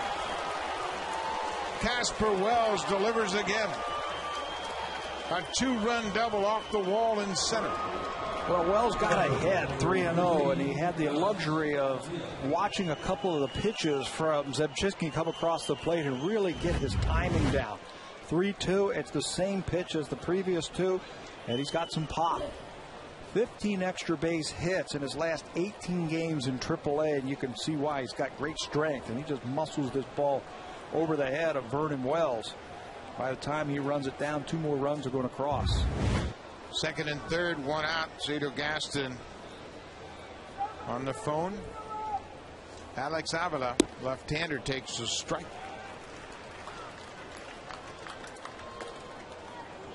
Casper Wells has driven in 3 of the 4 Tiger runs here.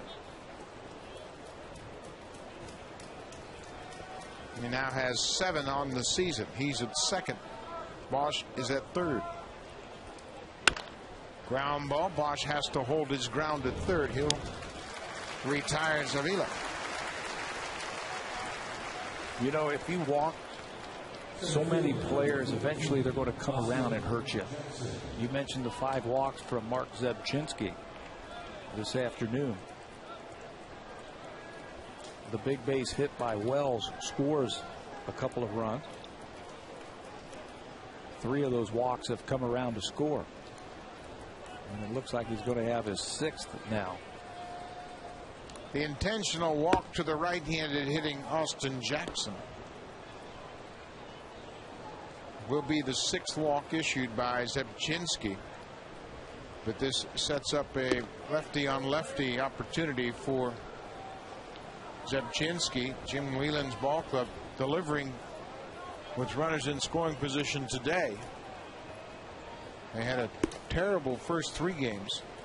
3 for 34 coming into this game. 3 for 9 here this afternoon against the Blue Jays. There's the 4-pitch intentional walk. Cito Gaston's going to replace Zebchinski with Jesse Carlson. Left-hander will come in to face Will Rhymes. Gaston figuring the fresh look from Carlson will be more advantageous. Zebchinski leaves trailing by 4.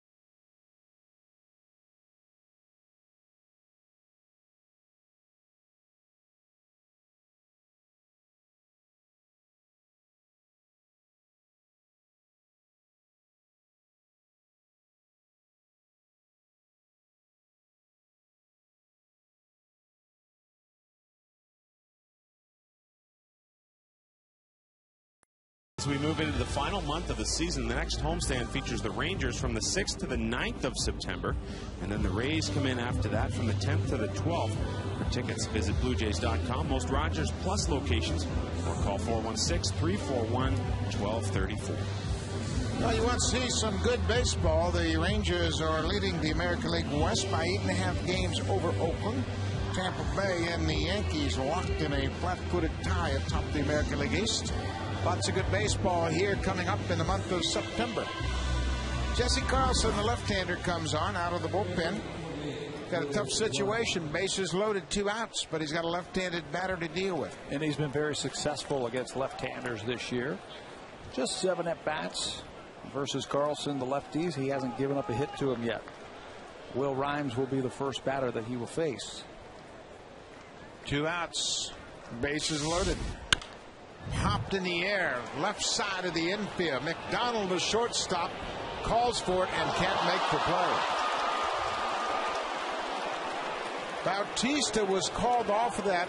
The third baseman looked like he had a pretty good angle. You can see McDonald looking at his wrist as if that ball hit him on the wrist. Pop-up priority. The middle infielders, as they go towards the foul lines, have priority. But you're right, Bautista looks like he is settling under it and then is called off by McDonald. And he just misses it. Jesse Carlson thought he was 1 pitch, 1 out to get out of the inning. He's got to do it all over again. Again, Carlson, opportunity to pick up his teammates. No balls and a strike. 2 outs. Good pitch on the outside corner. Carlson in the driver's seat. Time to get a little slider going here on Will Rhymes. He's had success against lefties, has Rhymes,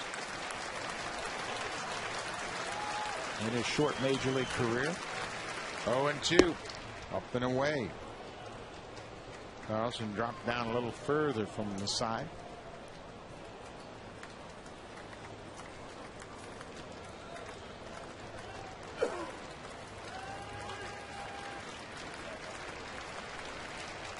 Breaking ball, got him. Jesse Carlson comes in with the bases loaded and gets Rhymes to swing at the slider. He strands all three base runners. Big pitch from Carlson. Blue Jays got some work to do.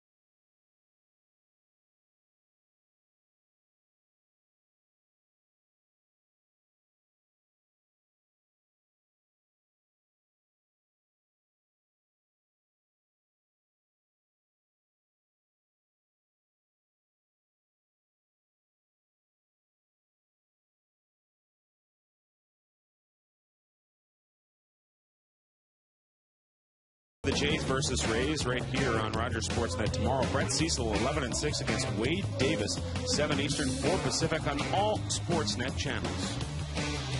Big series coming up in St. Petersburg against Tampa Bay. Cecil, Romero, and Sean Markham in the series for the Blue Jays up against Wade Davis, Jeff Neiman, and the big left-hander David Price. Doesn't get easy.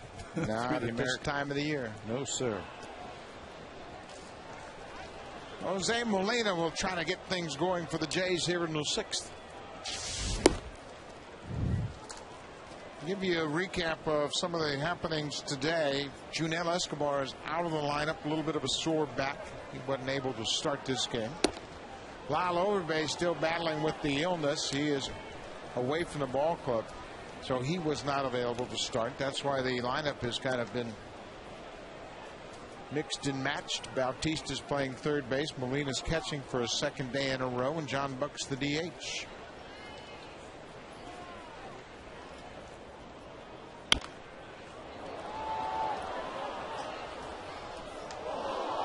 This time of the year, right before you get to September, when you can expand rosters and you have a few healthy bodies, sometimes this happens, especially when you're caught right in the middle. Bounced foul.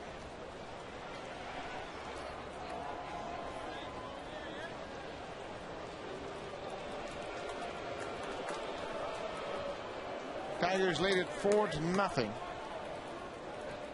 Trying to even the series. Split the 4 games. Right back to Porcello, who scoops on the mound. Got his spikes caught a little bit on the turf, but able to make the play. Check in with Sam Cosentino. Buck, just a quick update on Lyle Overbay. He was at the ballpark this morning and then left. The Blue Jays have yet to make an official announcement as to his absence. We do know this. He will be with the team in Tampa Bay, so expect to hear more in the coming days on Lyle Overbay. Overbay left the game 2 nights ago. According to the Blue Jays, at that time he was ill, not feeling well. So he came out of the game in the 6th inning of Friday night's game. Fred Lewis is 0 for 2 this afternoon.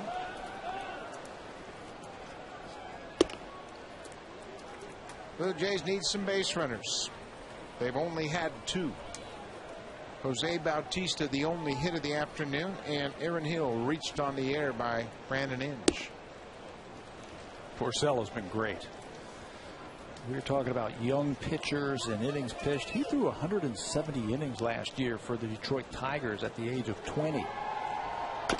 The difference between Porcello and, let's say, a Brandon Morrow, different styles but same types of pitchers. Morrow is more power.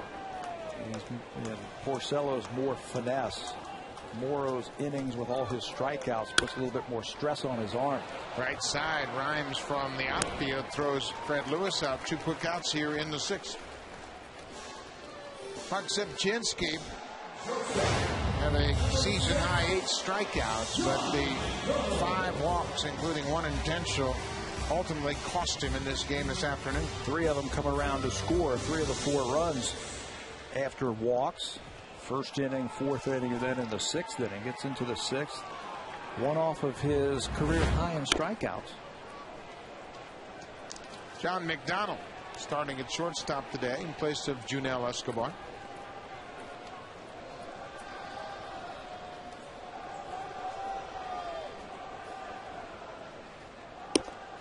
Lays off the high fastball. Porcello last year was shut down for about 2 weeks, middle of the season, right around the All-Star break. They gave him a good, solid rest middle of the year. Hammered to left field. This ball is gone! John McDonald sneaks one over the left field wall for a home run. His 4th of the season.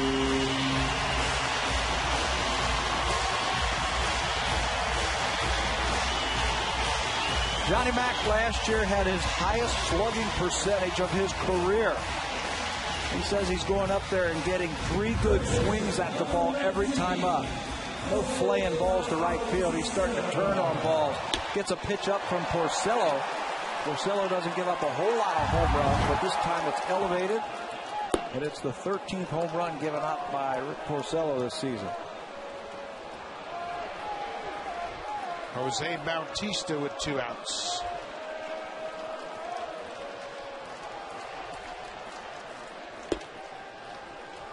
Nothing like a home run to get the Blue Jay fans interested a little bit. 4th home run ties his career high, hit 4 last year for the Jays. But if you've got a shutout going and the crowd kind of sitting back on their hands here, just let one of these Blue Jays hit a home run, and you'll get the interest of the crowd. Just waiting for the Jays to do something offensively. 3-1. How about back-to-back? How about another base runner? Before the other home run? 3-1, 2 down. Good cut, foul back. Check in with Sam Cosentino. Well, Buxito Gaston was mentioning the other day that a project they've been working on with John McDonald the last 2 years is really getting him to pull the ball. They felt that early in his career he was felt to hit the other way, keep the ball on the ground. They feel he's much better when he pulls the ball. I think the results are clear. Popped up on the infield. Cabrera Rhymes battling the sun. Cabrera calls for it and makes the catch. But the Blue Jays break through. John McDonald, his 4th home run of the season. A line drive over the wall in left field. Blue Jays trail 4-1 after 6.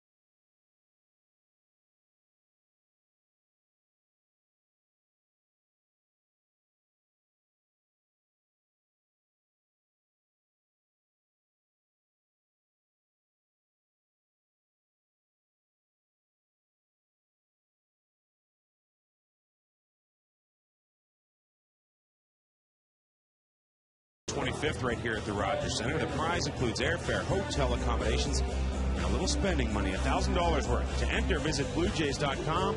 Enter quickly. The contest closes today. Great opportunity to see the Blue Jays here at Rogers Center toward the end of the season. And you look at this ball club, they want to finish up on a high note. There's no question about that. People were discounting the impact of this ball club, what they might be able to do. They are 7 games over 500 at this point of the season.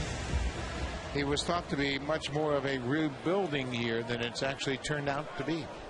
The rebuilding year was last year when they had all the injuries to their pitchers. And they got some experience, and every one of them have taken it to the next level. No question that this team can improve and do some things in the offseason to help them in the win column.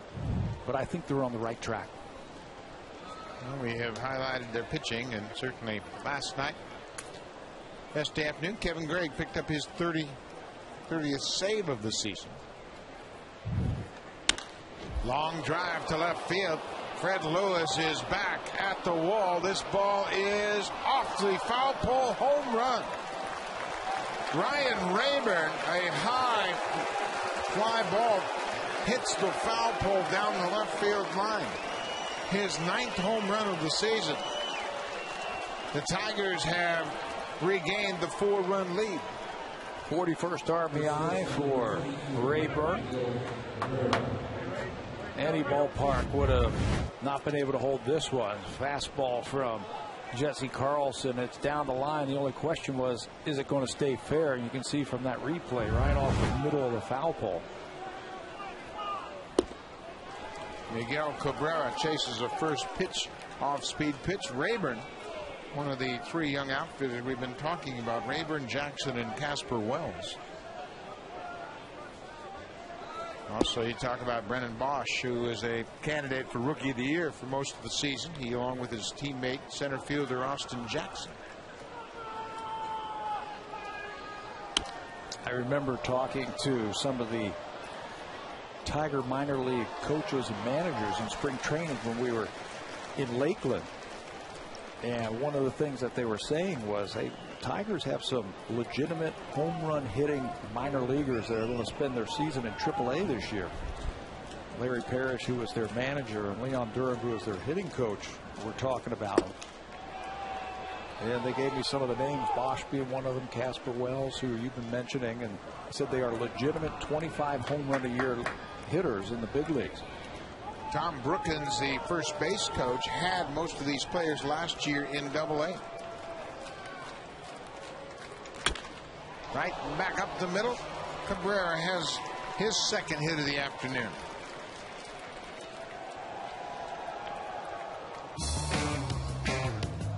You can win an all-new Honda CRZ and other great prizes when you vote for the Honda Play of the Month. Vote today at BlueJays.com. Cabrera's aboard. He has been on base 3 times here this afternoon.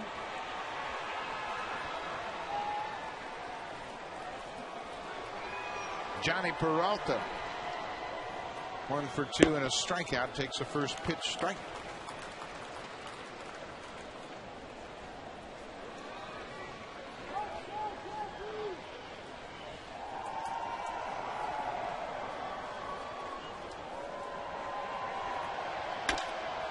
Fly ball right field. Travis Snyder giving ground, backing up on the warning track, makes the catch. Peralta gave it a ride, but Snyder was able to go back and haul it in. 1 out here in the 7th.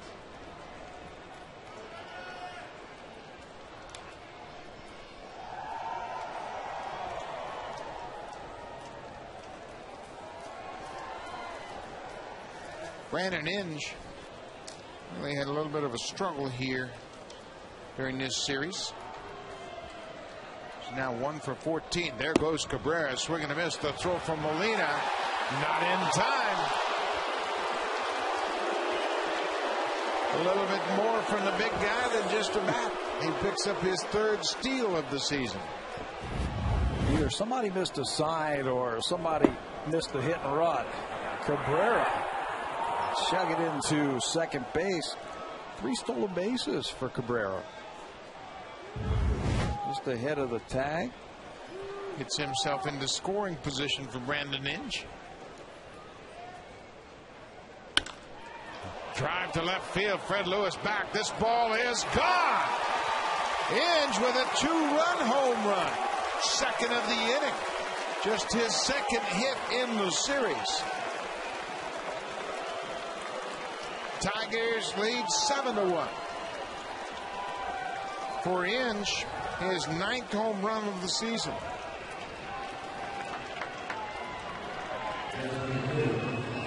He'll play great defense for you, and he'll come up with a home run now and then. That's a hanger from Jesse Carlson.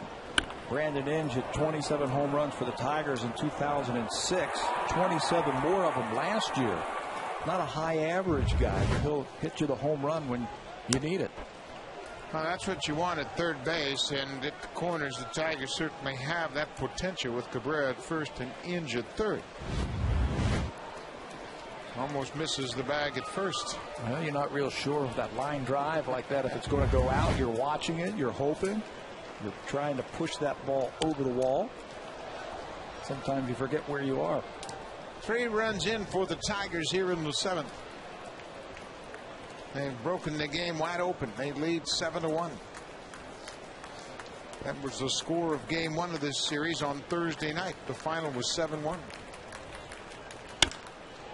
Base hit into center field for Brennan Bosch.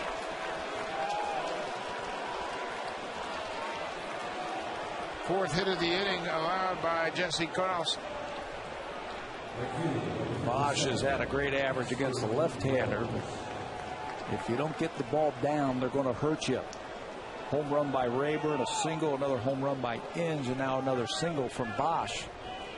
And just like that, as soon as that ball, well, even before it hit the outfield for a base hit, Cito Gaston was on the phone to his bullpen. One out now for Casper Wells. Wells has had a big day at the plate. 2 for 3 with 3 RBI. He was robbed of a base hit his first time up. Might have been the hardest ball he's hit this afternoon. Hit a screamer right at Jose Bautista. Gloved it right before it hit the turf.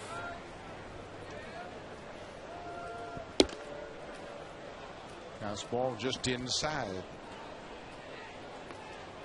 Brian Talent starting to loosen up.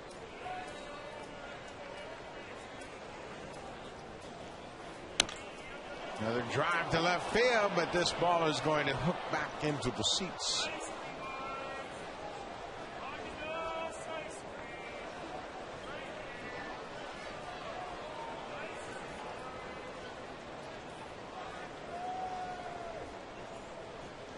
Disappointing day for Cito Gaston's ball club.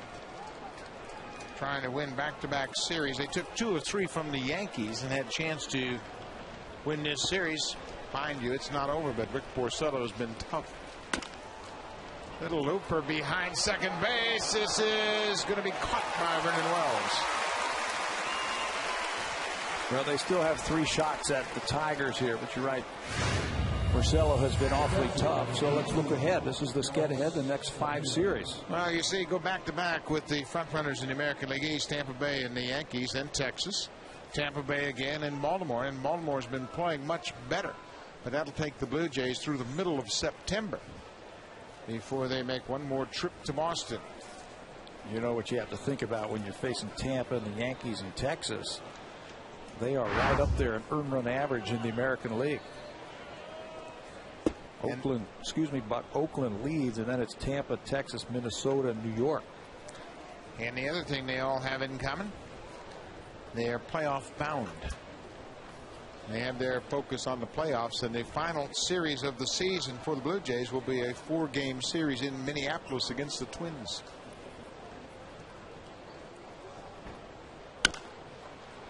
Alex Avila pops it out of play. When you really look at the rest of the schedule, the Orioles are only the only team that really you would think, okay, well, that's going to be easy. You got Seattle as well, and Seattle's in for a 3-game series. still have a trip to Boston. You know, Boston is going to be geared up as they make a run for it. I think that series that you just talked about, Minnesota, 4 big games to end the season, that is going to mean something, I think, for the Twins. Maybe the Blue Jays can play spoiler against Minnesota last weekend of the season. A ball and 2 strikes. Avila hits a line drive to left field. Fred Lewis over and makes the running catch. Big inning for the Tigers. They connect for 3 runs on 4 hits and 2 home runs. Tigers lead it 7-1.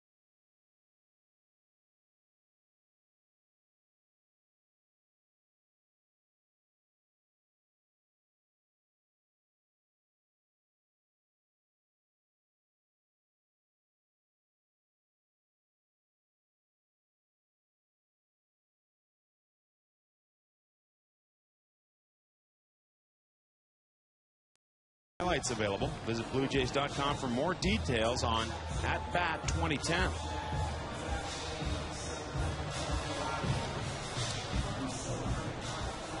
Tigers have added to their early lead.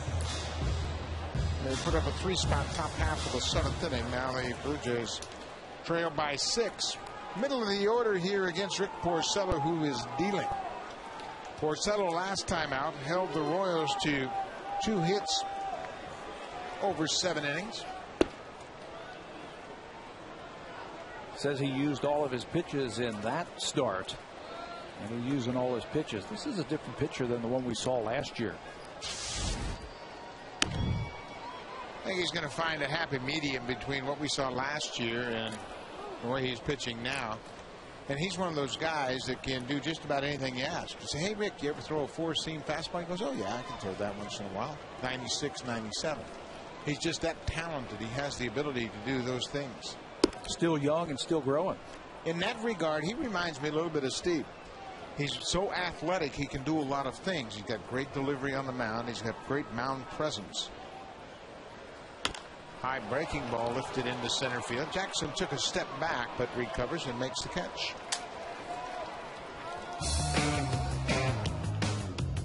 You can win an all-new Honda CRZ and other great prizes when you vote for the Honda Play of the Month. Vote today at BlueJays.com. One out here in the 7th. So as a young starter, do you don't give Rick Porcello too much information or just enough to let him master some of those? Sometimes with those good athletes, those good pitchers, you give them too much information, too many pitches, and it works against them. Yeah, and I always felt like you just keep things simple for younger pitchers and just try to get them to have a general picture of what they want to do. I don't want to go to them and say, listen, Adam Lind likes the ball inner half, 2-1 count, he's looking for breaking ball. I don't want him thinking about that many things. Keep it simple. Ball on the strike, 1 out to Lind. Steve was like that too. Steve had such a great feel. He could really tell what a hitter was trying to do. And he wasn't scientific and he wasn't into scouting reports, but he just had a knack and a feel for pitching. And he was so good at it, was able to neutralize even the best of hitters. Up the end of the bat to Johnny Peralta. 2 outs here for Porcello in the 7th. See, I never got that from Steve when I faced him. I always thought that his stuff was so good that all he had to do was just go out there and burn that fastball in on you and finish you off with the slider. Yeah, he really knew what he was doing. And that dead fish, he loved the dead fish. He called it his bread and butter, but he would take a fastball and just throw it with 70% effort. And he had great arm action on it. Wasn't a changeup, just a BP fastball. Boy, it's going to be a quick inning for Porcello. Ground ball off the bat of John Buck. 3 up, 3 down in the 7th. Just 9 pitches for Rick Porcello. He's in the driver's seat this afternoon.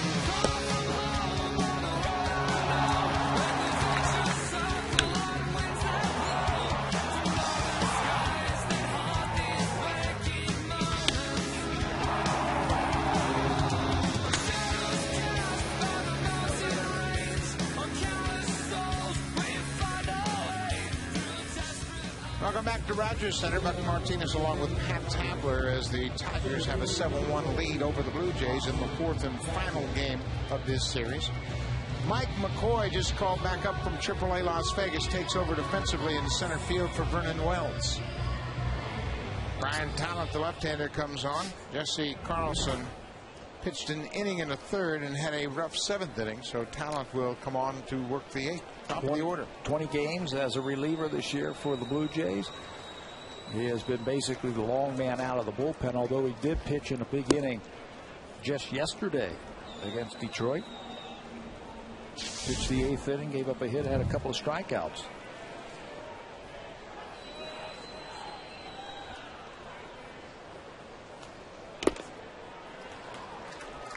Just off the end of the bat. Austin Jackson, 0 for 3, did not play in yesterday's game, with Brandon Morrow starting that game for the Blue Jays.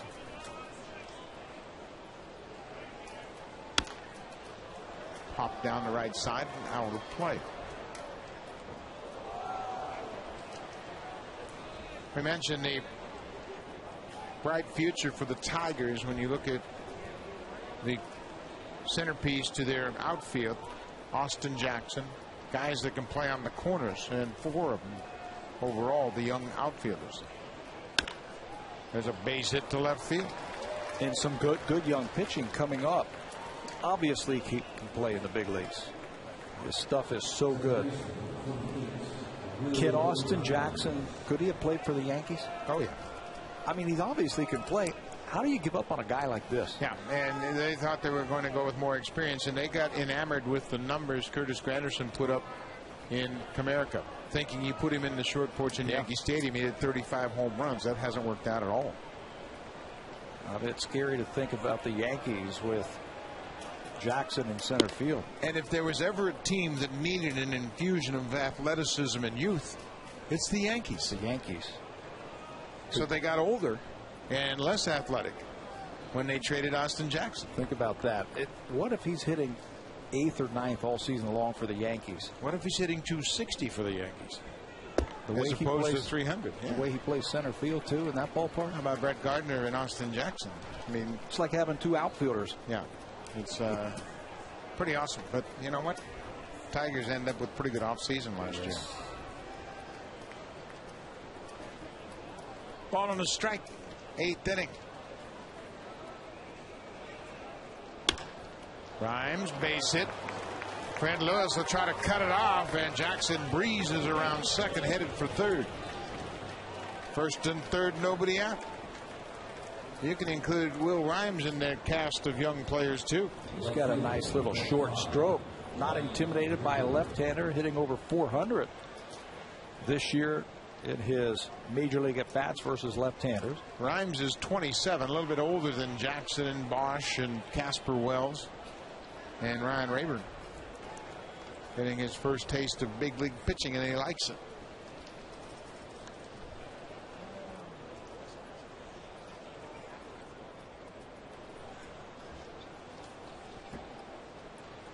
First and third. Ryan Rayburn homered in his last at-bat, his 9th of the season. You're down by 6 runs. You're going to trade a couple of outs for a run right now to try and help out your pitcher if the first 2 batters get on.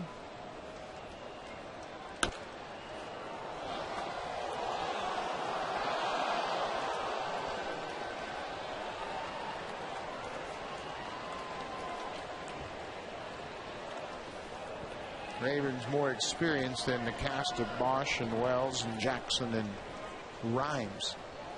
They're getting his best opportunity in the last couple of years. Make a contribution. Another drive to left field.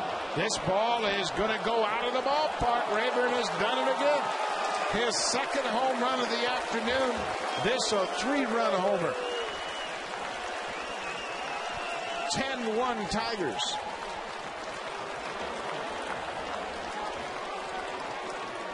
Rayburn has been swinging a very hot bat for the Tigers.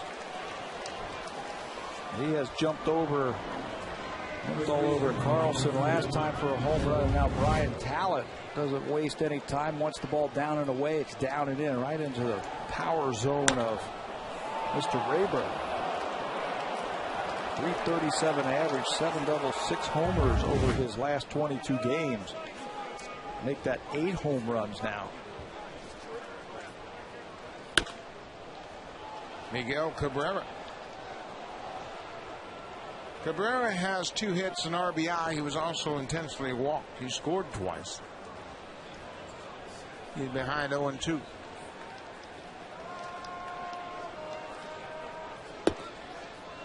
Isn't it amazing what a little playing time will do for you? Ryan Rayburn was in and out of the lineup here and there, but the injury to Carlos Guillen and the injury to Maglio Ordonez has given him a chance to play regularly, and he has taken full advantage of it. And Dave Dombrowski is here with the ball club. He's the general manager of the Tigers. He's pretty optimistic about where his club is headed. Cabrera drives it to the gap in right field. Travis Snyder, long run, makes the catch. Snyder got a pretty good jump on that ball. That ball hung up a little bit for him and allowed him to run underneath it and make the catch. Yeah, a little bit too much air, and it was slicing back to him from Cabrera. Making a bid for his 3rd hit and another extra base hit. Drives it all the way to right center field. He's hoping for that ball to get down, but he's hit plenty of those. He knows that. He got that one a little bit too much up in the air. First base, Johnny Peralta. Flynn just beats him to the bag.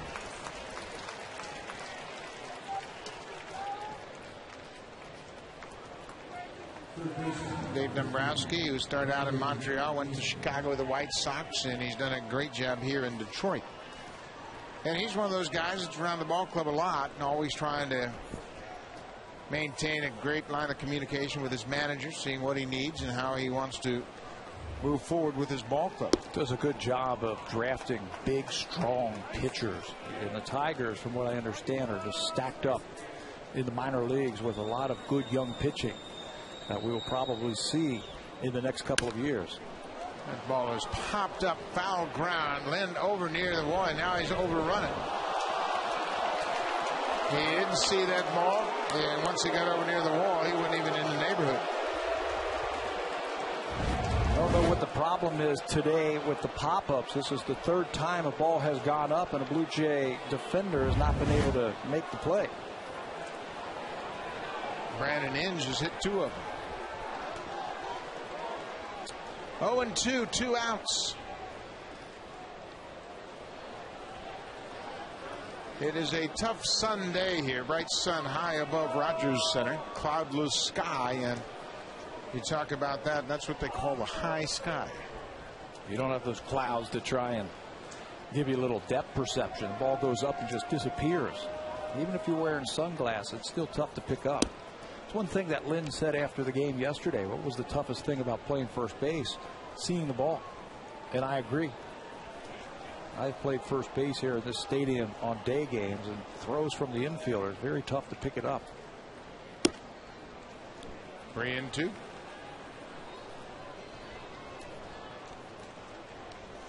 Two outs here in the 8th inning. The Tigers have pulled away in the late innings.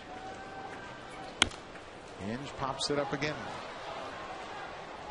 Tigers scored 2 in the 6th, 3 in the 7th, and 3 more here in the 8th.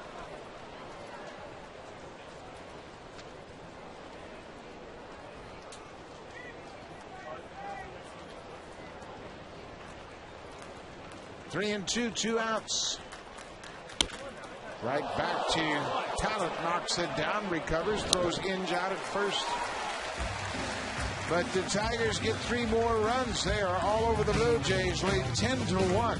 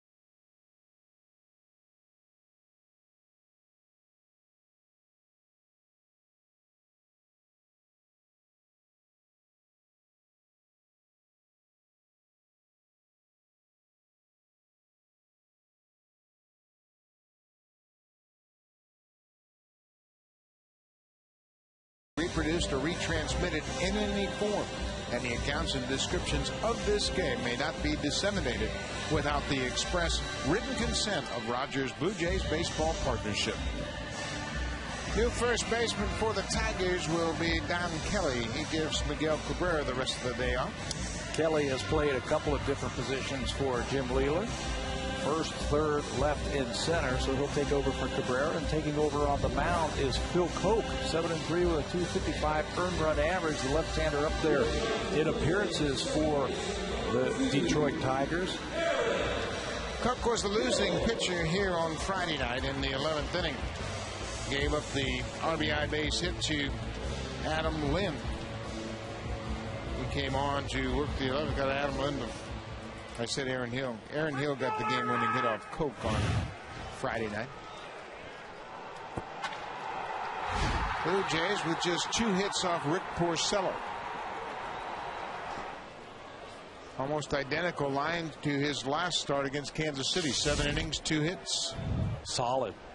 Very solid outing. He was pounding the strike zone with all of his pitches. By my count, he did not have a walk. 4 strikeouts, just 2 hits. A single and the home run from John McDonald, and that was it.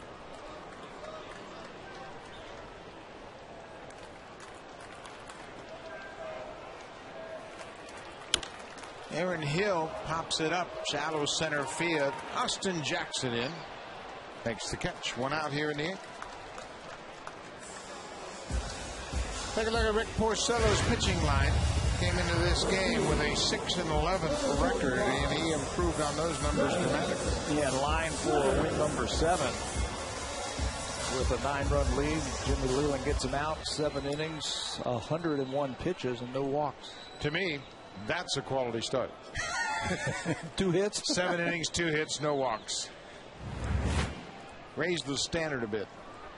Yeah, I would take that from 6 innings, 3 runs to at least 7 innings and 2 runs. Yeah, that's quality. Well, we're seeing a lot of good pitching this year, aren't we? What's the earned run average on 6 innings and 3? 4.5, isn't it? 450. What's so quality about that? Nothing. Wasn't my idea. I know it. We're just going to make some recommendations. That's all.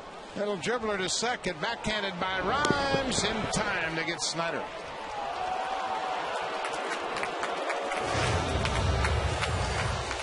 Take a look at the Blue Jays schedule and how it breaks down from this point to the end of the season. 33 games left.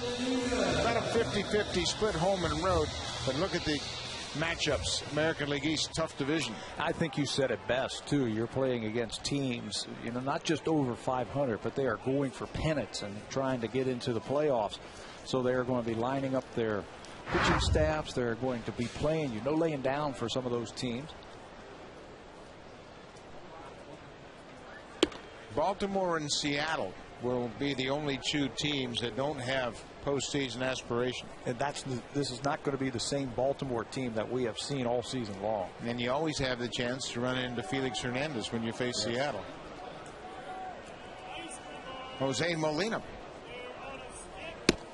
You don't think some of the Baltimore Oriole players want a shot at the Blue Jays for what they have done to them this year? 12-0. Buck Showalter certainly not part of that, but he'd like to turn things around when his ball club takes on the Blue Jays. Blue Jays will have a home-and-home series against the Orioles in September.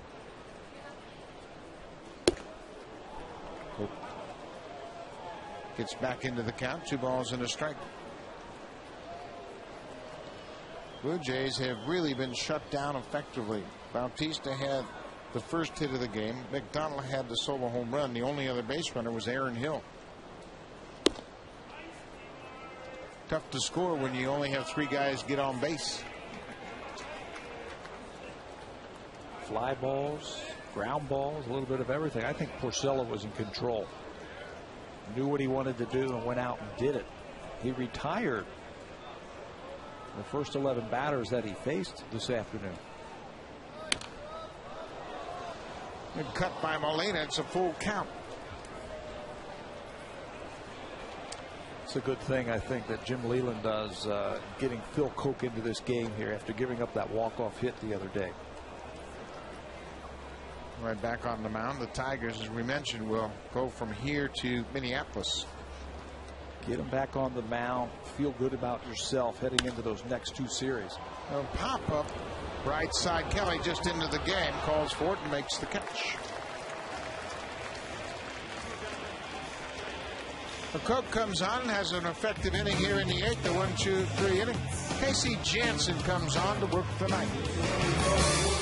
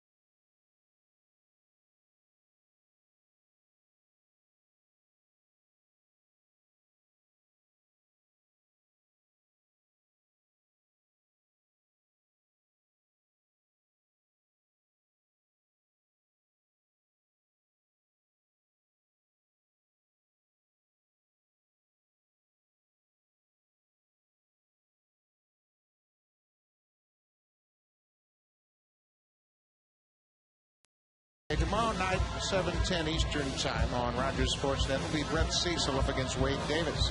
Tuesday night, Ricky Romero against Jeff Neiman. Both Davis and Neiman just fresh off the disabled list. They've made one start since their return. Wednesday, Sean Markham, David Price, and for a second consecutive start, Sean Markham goes up against a tough pitcher.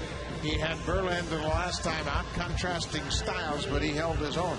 It's about 15 times now that he's going to be matched up against the other team's number one, and Tampa might have the most complete pitching staffs in the American League. 5 10-game winners in their rotation.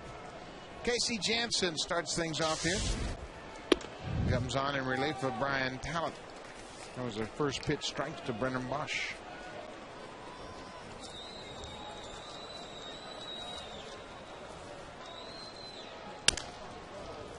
A broken bat dribbler to second. Hill quickly in time to get Bosch one out.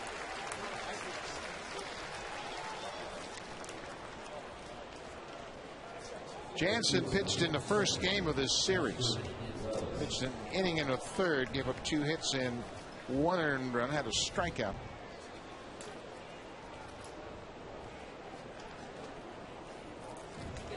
That was in relief of Ricky Romero, who was roughed up by the Tigers.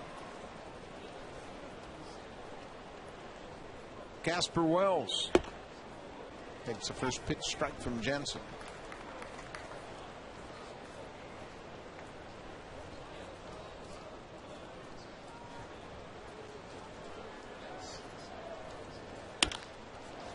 Popped into the air in center field. Mike McCoy took over for Vernon Wells the last inning, makes the catch. 2 up, 2 down very quickly for Casey Jansen. That's more like it for him. He likes to work quick. And when he is working on a downward plane and keeping the ball down, that's where he'll get a lot of his strikeouts. Former starter for the Blue Jays. Had some arm problems, and they've moved him into the bullpen.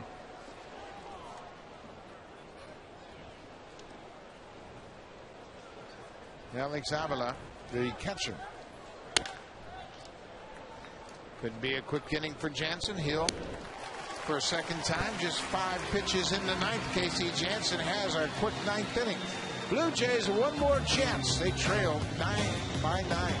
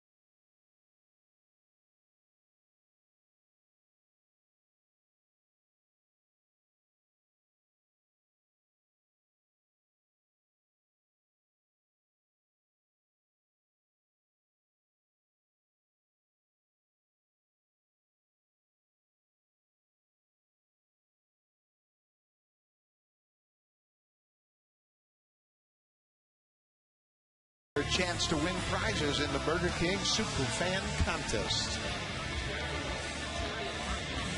Before this game this afternoon, we had a Dave Steve celebration honoring his no-hitter. He was on the field with many of his former teammates. He was presented with a beautiful picture done by Vernon Wells and Cito Gaston and the 4 starters in the rotation honoring Steve's no-hitter.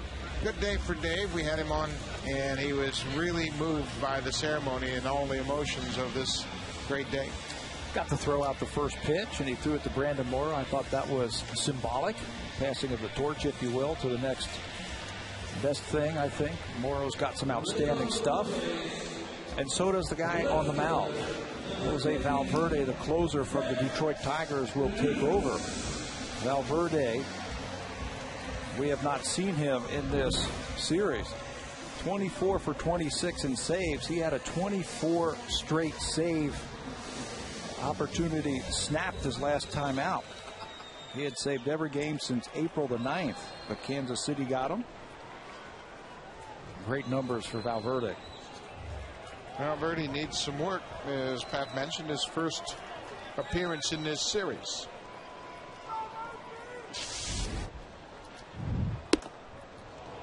Fred Lewis chases the higher fastball. Valverde in his first year with the Tigers. Signed with Detroit as a free agent January 25th of this year. Had 25 saves with Houston last year.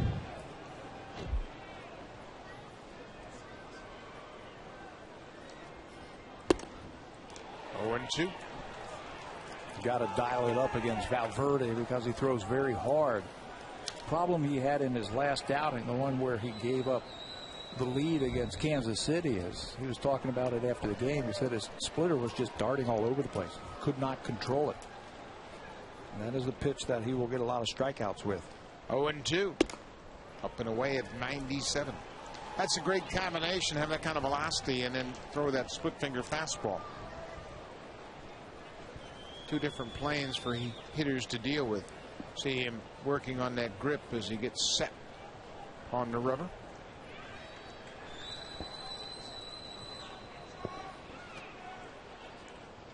There's that splitter. Hit off the plate. Tough play for Peralta. He didn't have one. Infield hit for Fred Lewis. Just the third hit for the Blue Jays this afternoon. Right off the top of home plate. That's got no chance to get Fred Lewis. There is the splitter. Look at the grip, how far he puts it back between those two fingers, and that one right off the top of the plate. No chance to get Lewis as he picks up his first hit of the day. Watch it bounce off that spongy turf and over the head of Peralta. Anytime the sun beats down on this field all afternoon, that ball really bounces all over the place. Oh, John McDonald swings at the first pitch. Fred Lewis was off and running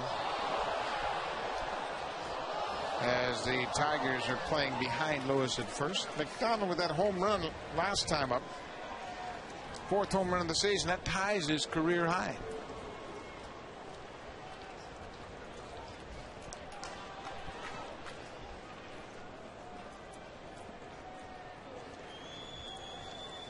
No balls and a strike. Inside.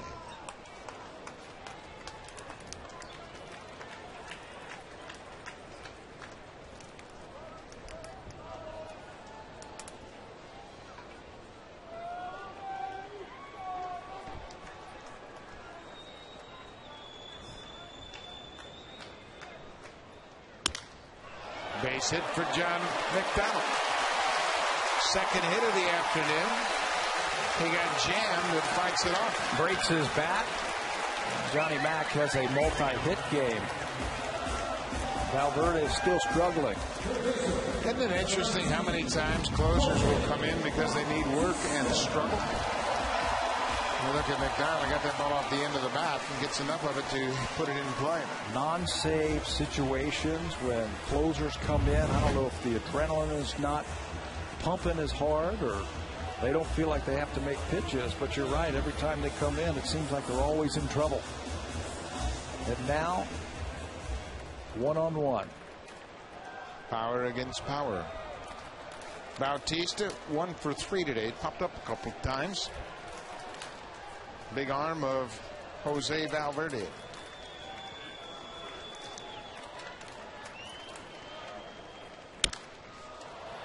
Popped up behind the Tigers dugout and out of play.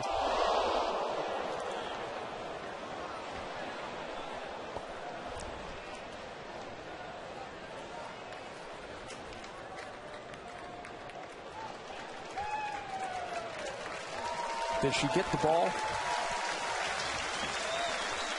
A pop up by Bautista. hit a fan right on top of the head.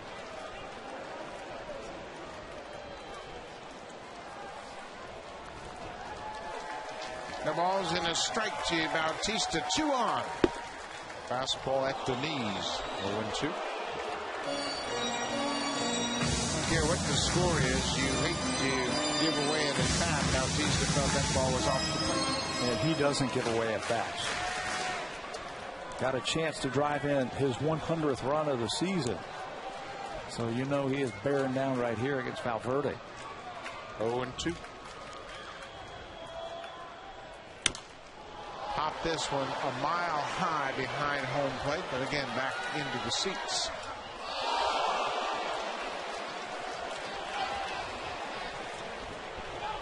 Jose was talking before the game and what it means for him to drive in 100 runs.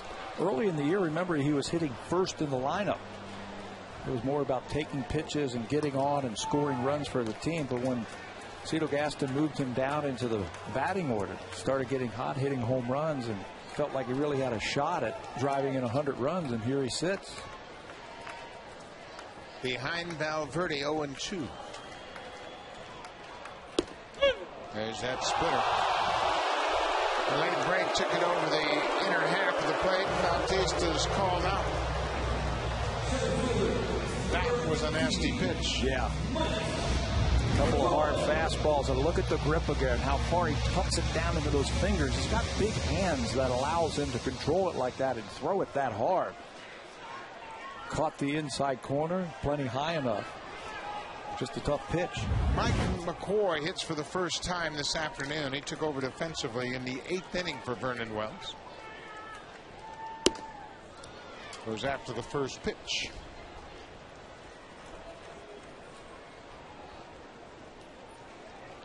Wells was 0 for 3. McCoy just recalled from AAA Las Vegas. Edwin Encarnacion was placed on the disabled list with a sprained ligament in his wrist. 0-2.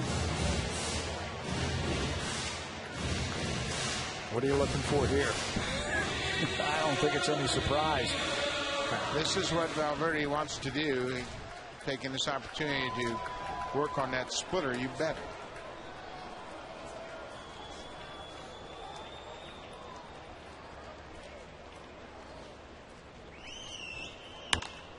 Let that one up, and McCoy hits it into right field. Wells makes the catch. Base runners will hold their ground. Stay tuned right after the game for Sportsnet Connected with Jamie Campbell. Blue Jays post-game reaction along with highlights and preview from a beautiful, busy Sunday afternoon in Major League Baseball. Jamie Campbell, Sportsnet Connected right after the game.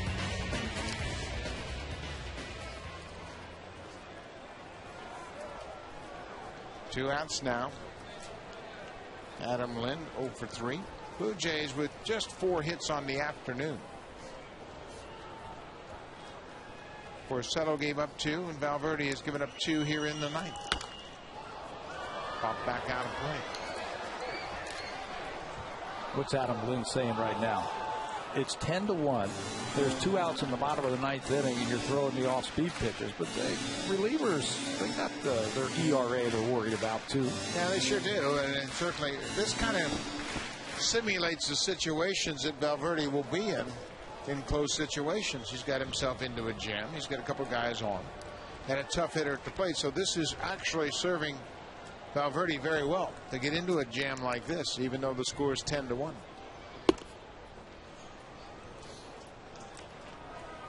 Got himself into this situation, and now he can kind of envision a save opportunity, if you will, even though the score is lopsided. He's a strikeout pitcher. So if he gets himself into trouble, he's got that splitter that he can lean on to pick up big strikeouts. 95.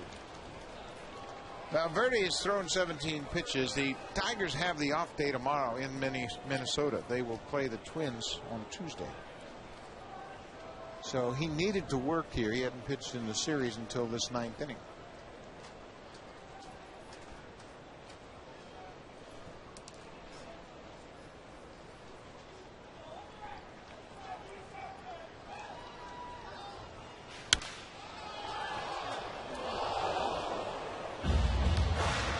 has also had just 26 save opportunities this year.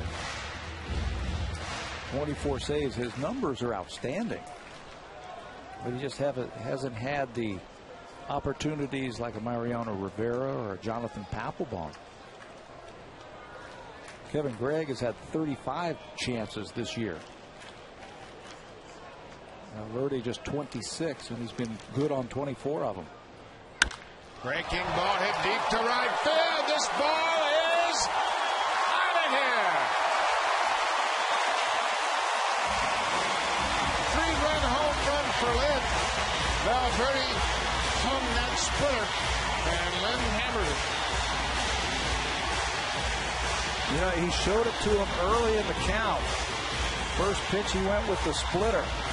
And then when he got the count to 2, he goes right back to it. Now Lind has already seen it. He stays back a little bit better this time. Not out on that front foot. He's got enough to generate it out of the ballpark.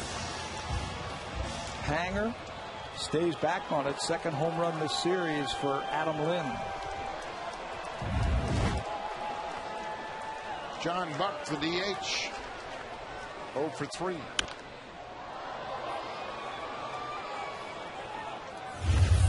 And with that home run, 3 more ribbies. Now he has 19 homers and 61 driven in. Getting to an area of respectability. Yeah, and finish up really strong in September. Bautista last year had 10 homers in September.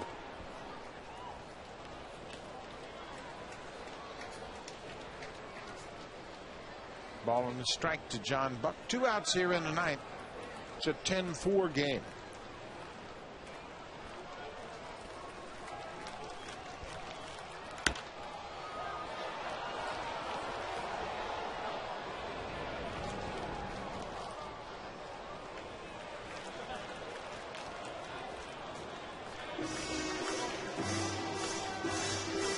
Ball in 2 strikes. Valverde, and boy, we have seen this so many times. You bring a closer in just to get some work, and they give up some runs. The adrenaline's just not pumping. They end up throwing a lot of pitches also. But they have the off day, like you said, tomorrow, so it shouldn't bother them. John Buck into center field. Austin Jackson won't get there. Bounces in front of him. John Buck has his first hit of the day. 4 hits off Valverde here in the ninth.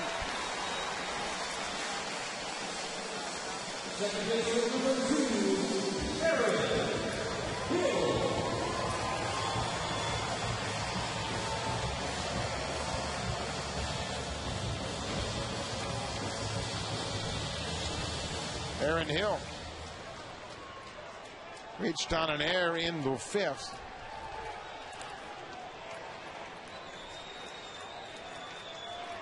Two outs. Man at first base.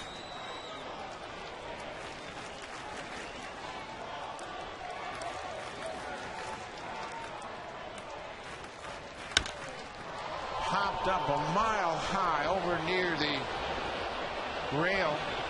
Inge hangs in there and couldn't make the play on it. There's a little section that sticks out right where that ball was, and Inge couldn't get into the first row where that ball landed.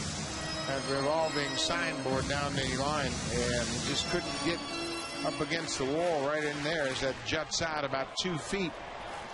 Just couldn't reach around. It was playable, but that little spot right there couldn't get him into that first row. 0-1. Valverde's now thrown 25 pitches. Not exactly what Jim Leland had on his mind. Come in here, get a little work. Thank you very much.